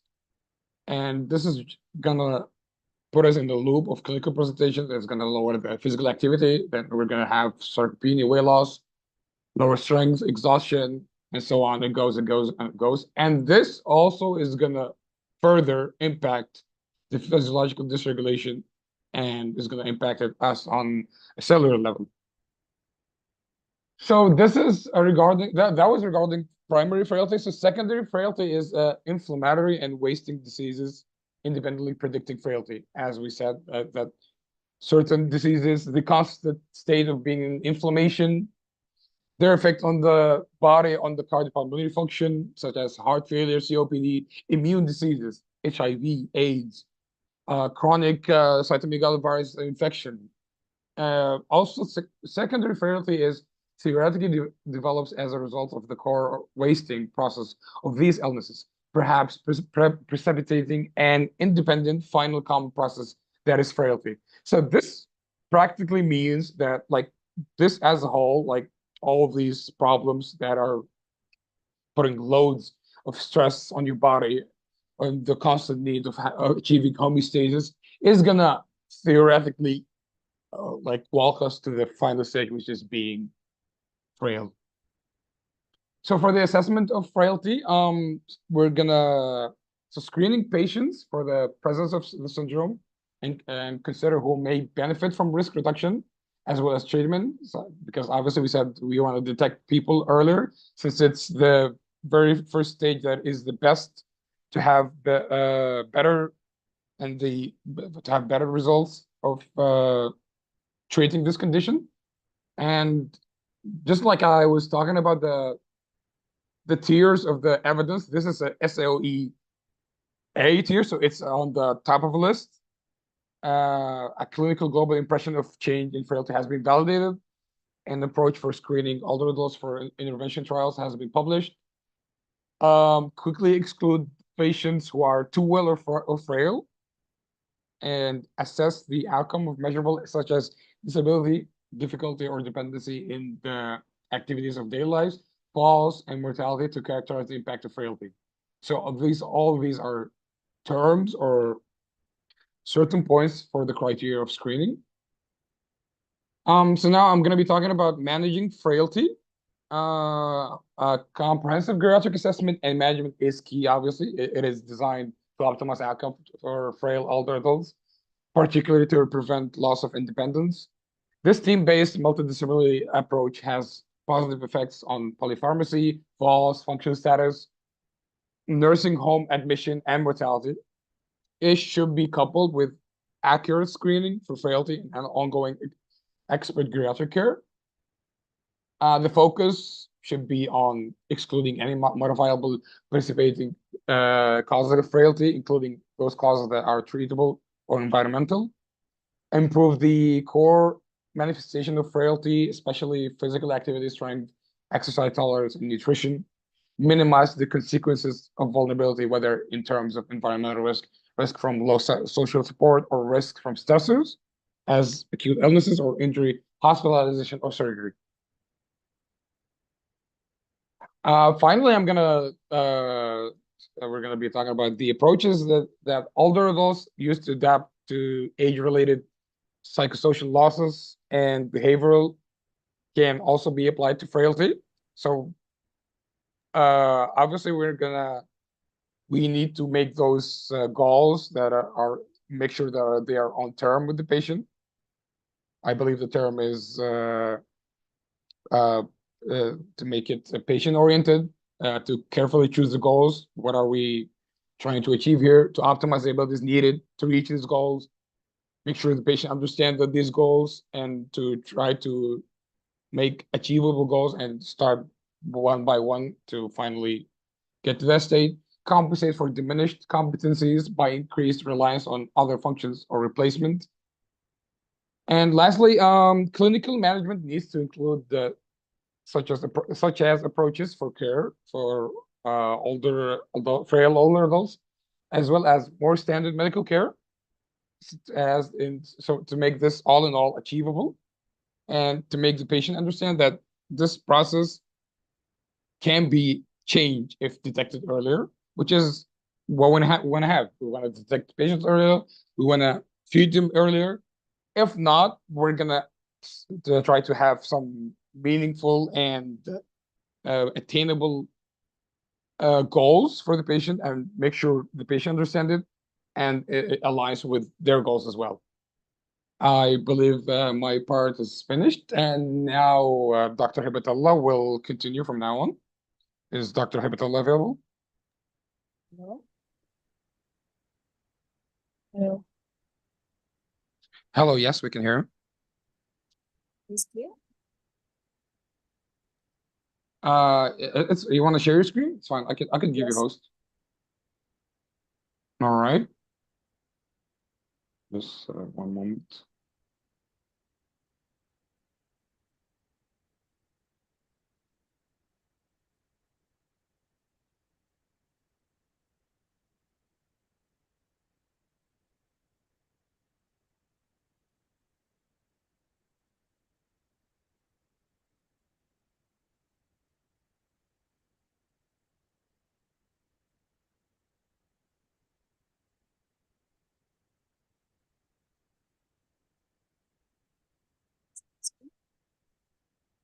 All right. Okay. We can see your. Is my screen Yeah. Yeah, we can see your. Just make sure because your voice is a little bit low. How about now? Good. Perfect. Is it clear? So hello everyone. My name is Dr. Hibatallah, and I'll be picking up from where Dr. Mohamed has left. So now we'll be discussing the potential ways we can prevent frailty. And so one of the first ways we can do that is by avoiding or modulating. Excuse me, Dr. Hibatallah. Yes. Can you raise your voice a little bit? It's still far away. Thanks. How about now? Is it clear now? Yeah, it's good now. Yeah, perfect. Okay. So one of Just the make sure potential give it a ways. little. Okay. So one of the potential ways we can prevent frailty is by avoiding or modulating stressors. where exposure to any of a variety of stressors appear to put frail older adults at risk of adverse outcomes and potentially to precipitate frailty in those who are already at risk. So frail older adults are more vulnerable to immobility, hospitalizations, surgery, and extremes of heat and cold. Depression may well be a precipitant as well for a frailty in this population. So attention needs to be paid to minimizing these participants and or the stressors associated with them. So another factor we want to talk about is the pharmacological treatment in as a potential prevention of frailty. It has not been demonstrated that replacement of deficiencies of any one hormone can prevent or reduce their frailty, as this is understandable given that the combined effects of deficits in multiple physiologic systems appear to predict frailty much more strongly than any one deficit on its own. So instead, we depend mainly on geriatric assessment and management, and it's reported to reduce serious adverse medication effects and suboptimal prescribing in frail older adults who may be at higher risk of these adverse events and of adverse events of polypharmacy. So the third part of preventing of frailty is behavioral approaches. So preventing or minimizing immobility and maintaining physical activity and muscle mass is critical in older adults at risk of frailty. And we can apply this by using resistance or strengthening exercises, exercise that is effective in increasing the muscle mass, strength and walking speed in frail older patients. And this has been shown by the standard of evidence to be category A, which is the highest standard of evidence provided. So other forms of exercise, including stretching, Tai Chi, and aerobic exercises can also be helpful, but the strongest evident exercise that can increase our muscle mass in those older adults is resistance training. Another way of increasing physical function in this group of patients is by rehabilitation. It may be beneficial for frail older adults to prevent the decline in their physical function. Exercise has notable beneficial physiological effects on sarcopenia, inflammation, and other systems associated with frailty, and we're going to see that in the next slide.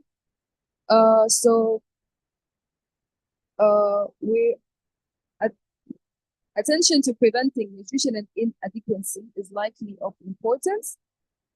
Nutrition and supplementation appears to be effective only when added to resistant exercise, but in itself, it's not a potential preventer of frailty, and this has been shown at least in nursing home patients.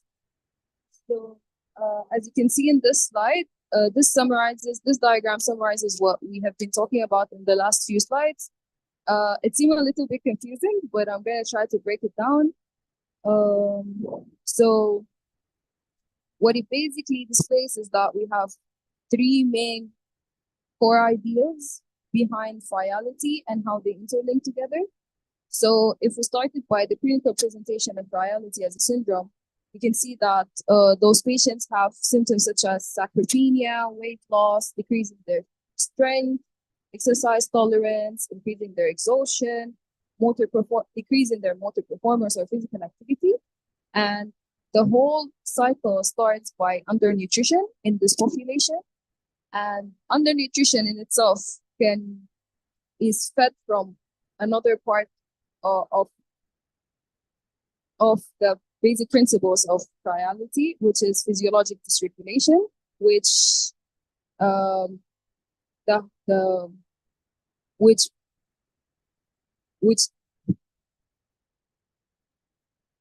the other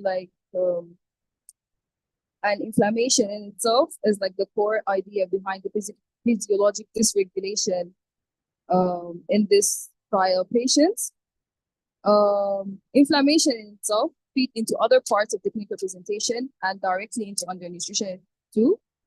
And lastly, we can see that cellular and function, molecular and genetic characteristics, where all increase the free radicals in the body, and ultimately they will increase inflammation. So moving on to the next part, friality and failure to thrive.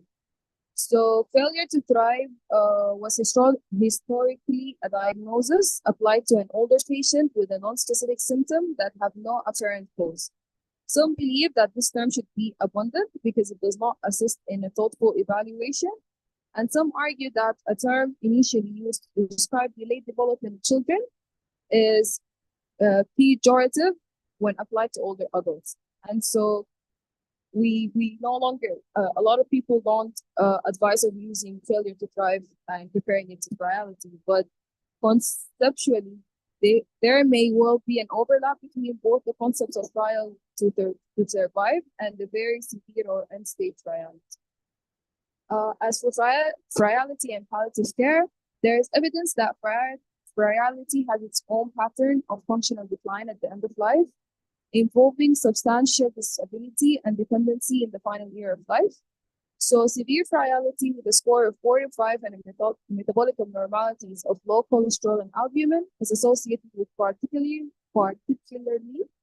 high short-term mortality rates in the prior older adults. And this has been given a standard of evidence score of B. So clinical case series suggests that a poor response to treatment in those with end-stage friality, it may be appropriate to consider palliative approaches for this group of patients. So the summary, friality appears to be a clinical syndrome of dysregulated energetics with definable clinical manifestations that become apparent when physiological dysregulation reaches a critical threshold, and with recognizable causes at level of both altered physiology and potentially altered genetic, cellular, and molecular processes, as was shown in the diagram in the last slide. So a validated friality syndrome is manifested when multiple components are present, such as weakness, low energy or exhaustion, slowed walking speed, low physical activity, and weight loss. So friality also identifies patients at high risk of adverse clinical outcomes, including falls, disability, dependency, and mortality. Friality develops along the continuum of severity, likely including a latent phase that is not clinically apparent in the absence of stressors, early stages likely most responsive to intervention, and then a late end stage that indicates high risk of short-term mortality. The most effective preventive approach appears to be maintaining muscle mass and strengthened through resistant exercise. So now we're on our final part of the presentation where we're going to have a few cases to discuss and answer together. So the first case is an 80-year-old woman comes to the office because she has lost 4.5 kilograms in the preceding year. She feels that everything she does is an effort and has begun using her arms to lift herself from her chair.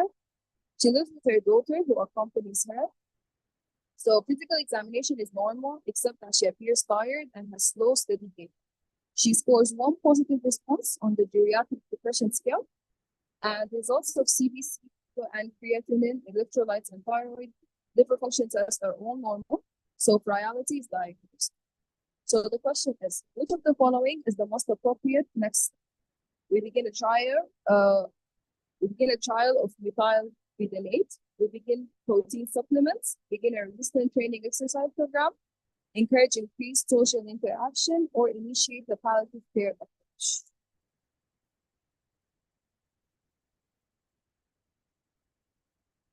You can drop your answers down in the chat.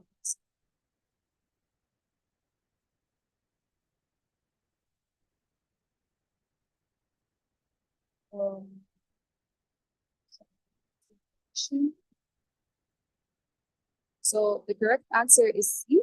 As we already said, the best way we can potentially prevent friality is by beginning of resistant training exercise.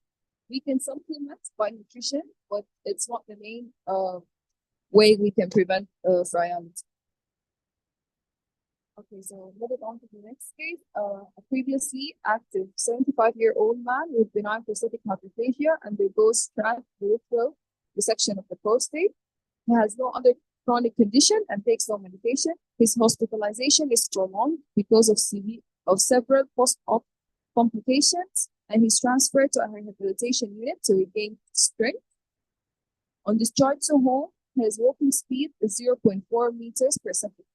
He notes that he feels exhausted most of the time. So for which of the following is this patient at increased risk in the next year?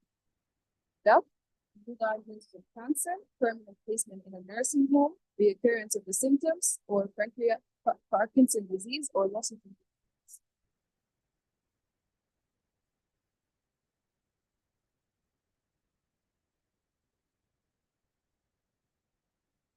This patient is at increased risk of death. As Dr. Mohamed already mentioned, trial patients are at increased risk of mainly including hospitalization, dependence, delaying recovery, and death. And this is the last case we have. So an 84-year-old man comes to the office to get information on minimizing muscle loss.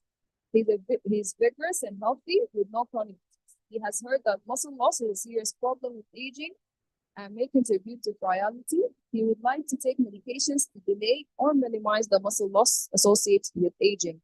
Which of the following is most likely to minimize this patient's muscle loss? Testosterone, androsterone, growth hormone, vitamin D, or normal medications?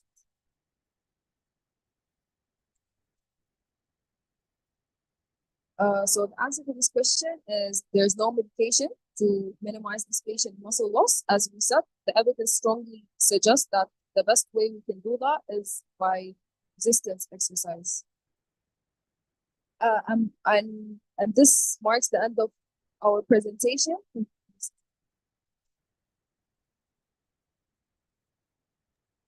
This is the end of our presentation.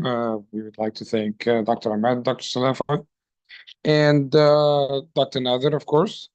Thank you, everyone. And if any questions, we'll be more than glad to see them.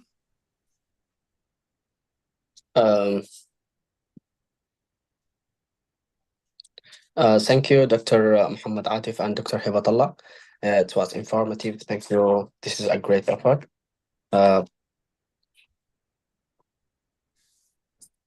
If there's any questions, thank you all for great presentations. I hope this very helpful to others. Any questions, comments? If not, we can go to the last item in the agenda. Maybe we can see any updates. Dr. Lema, go ahead. Yeah, I just have one question. I thought that we are at the end of today's session, so I can wait. Sounds good. Thank you.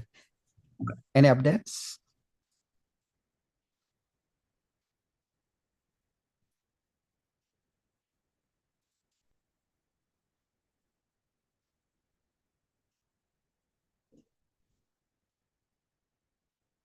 If not,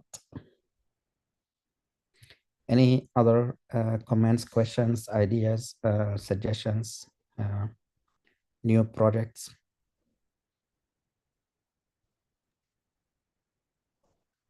Yeah, I think I can go ahead now. I just have one question about it might be a question for other fellows as well. So my question is, when we fill out our application and I'm deciding to put this fellowship experience on my experience part, so can we put like MSU as the organization of this program, or we have to just put another organization name on that one because MSU is not like funding this program this year, I think. So the short answer at this time is not to put it as MSU at this time. In the future, this might change. We have a new foundation that was created a few weeks ago. So we are trying to join the foundation, and that would be our like umbrella for the program. So if you can just put the program you are in, Geriatric Research Fellowship, that would be enough. If you were asked in the interview time, you can talk about the history of this program. So we started during the pandemic. We started in 2020. We have 5 rounds so far with applicants. So we have successful outcomes. We were funded by MSU in the first couple of years, but currently we are seeking other funding and other affiliation. So it's a program that's evolving. Thank you. Thank you, Dr. Nadia. You're welcome.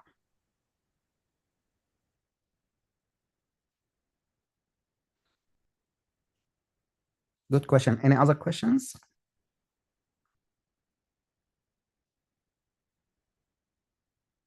So a great question here in the chat. What do we need to do to get a letter of recommendation? So my suggestion for you is to get involved in either some of these presentations so that when we write the letter, we identify some activities that you are working on during this program or your engagement in this program. If you can join one of the research projects, so you can talk about that when you have the interview. If you write a post, an abstract, submit a poster, write a manuscript, work in developing an app, mobile app, for example, or create a small group like teach if you have some skills and knowledge about a topic or a language. For example, Dr. Mayra, she speaks Spanish, so she has a group where she teach medical Spanish in a small group.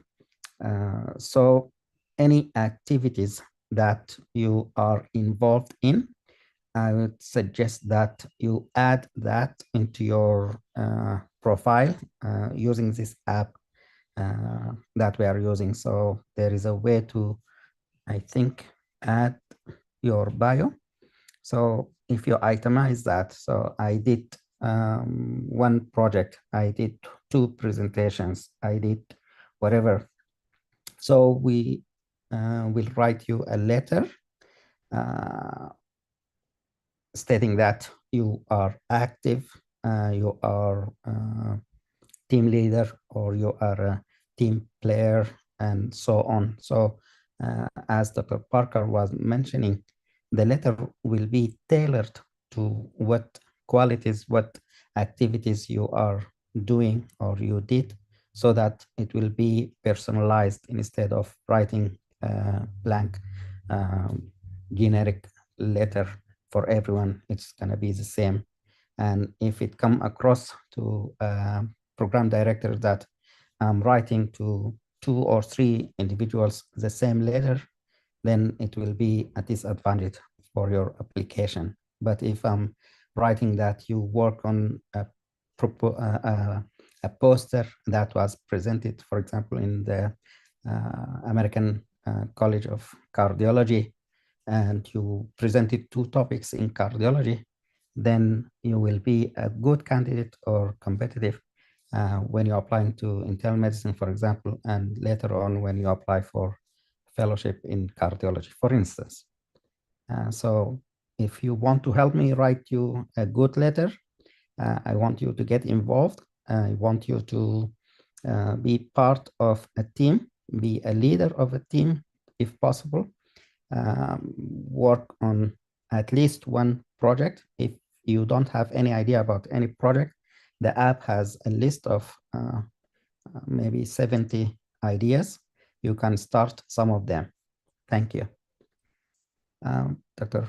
Nima, go ahead.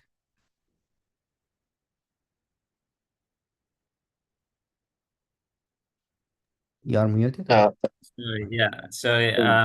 Yeah, I just have one more question. Sorry about that. So, some of the fellows in my group, they're interested to make some presentation on some topics, but our schedule is in October. So, is there any way that those fellows can be involved in presentations before that, or we have to wait for our schedule? We can. So what I would suggest is, let's say next week is the team that will be presenting. Let's see. The blue team. The blue team. So what you can do is you can contact, let's say the moderator will be Dr. Khalid Saad, or the team leader of the blue. You shoot them an email, tell them I'm available and I'd like to be part of the presenting team for the topic number 1. It's gonna be dementia. So we can accommodate 2 or 3 presenters for a topic, for example. So you have to take a small part of that presentation, similar to what the team did today. For example, Dr. Hibatallah and Dr. Mohamed Atif presented Frailty. It's a big topic, but the slides are limited, like 40 slides or so. So each one of them will present 15 or 20 slides. That will be a good, or if there are 3, maybe each one will present 10 slides or 12 slides. So that way you will have the opportunity of presenting, and at the same time, you will help each other. What I'm thinking about is, because we are increasing in numbers, I'd like to divide you into small groups. So each team will have a subgroup. Let's say a team has 20 fellows. So we can have 4 subgroups. So each subgroup will have 5 individuals or 5 fellows. These 5 fellows, they can create their own timeline. Let's say they want to present every week on their own time. They decide Sundays or whatever days, maybe 1 hour, and each one of the group member will present one topic. Whichever they decide to present, that will be helpful for the other team member in that group. So you will be presenting in your small group, and you will be rotating the presentation, and each one will be in a seat as a learner, and at one point they will be as a teacher or as a mentor or presenter. So you can do the same group. They can work on interview practice, like some of them may be available. One will be a program director, one will be a candidate. So you will present yourself as a candidate, you will do the interview, the whole answers, and the other person will be the program director, will ask you the questions, common questions, and you will practice. Then the whole small team will give you feedback. So your camera angle, your body language, your light, your answers, you can improve in this, on that, something like that. So I'm gonna send an email to the team leaders. Hopefully they will have time to discuss with their team members what's gonna be in the future. So this is another way of doing it. I know some of you might be available, they want to practice presenting, but we are limited with the time. So we have 2 hours, each week, and we have these topics. You can bring some topics that's important or up to date or current. We can add that to the agenda, but the goal is to give you all similar opportunities to participate and also to improve on your skills or to learn something new. Thank you. Thank you, Dr. Nadia. You're welcome. Thank you, Dr. Nader. It was informative day, starting from Dr. Parker and our rep team. Thank you for Dr. Mohamed, Dr. Salma, and Dr. Mohamed Atif and Hibatallah. It was very informative. Thank you, Dr. Nader, for this opportunity and for your time. I think that's all. If someone Thank you have so any much, Dr. questions. Ahmad. I think Dr. Hussein, if that's right, I raised his hand. Go ahead, Dr. Hussein Ibrahim. Hello, everyone. I'm Hussein Ibrahim, a new member to this program. I'm very excited to join all of you here. And I'm actually very astonished by the great job you guys doing in this program, the work I've heard and the work I have seen today also. I actually have just two questions. The first is, after I have been added, having been contacted by a team leader, so I'm thinking, what is the process of joining the teams? And the second question is, as I have seen in the app, there's a lot of open projects, so it's optional for me to choose any of the projects and work on, or how does it go? Thank you. Thank you so much, Dr. Hussein, and welcome to the program. So for the newcomers, yes, you can join a group or a team, what we call. So usually they communicate using a WhatsApp group. So your team leader will create a team WhatsApp group, small, and then there is a big group for the whole fellowship. So you can join that as well. Maybe one of the seniors can add the link for the WhatsApp group, the general one, in the chat so that new fellows can join. So hopefully soon your leader will get in touch with you as far as organizational wise. And if you have questions, there are some seniors in your team you can approach. So we will have similar like approach. You will be joining a team.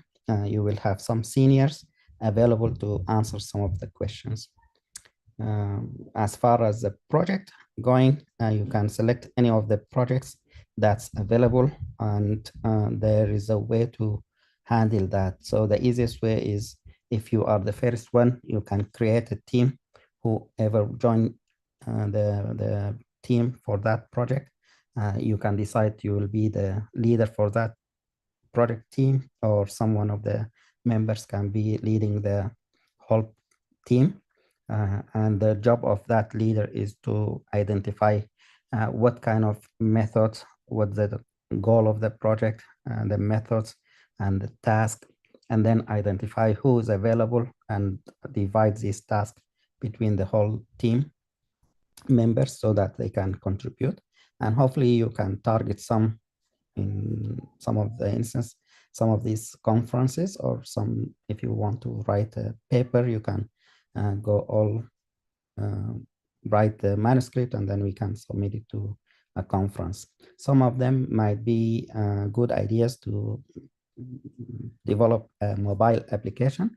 So also we have some seniors that's like available if you have questions of how to develop an app, if you have some ideas. Thank you.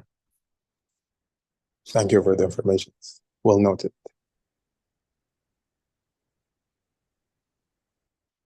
Any other comments? Any other questions?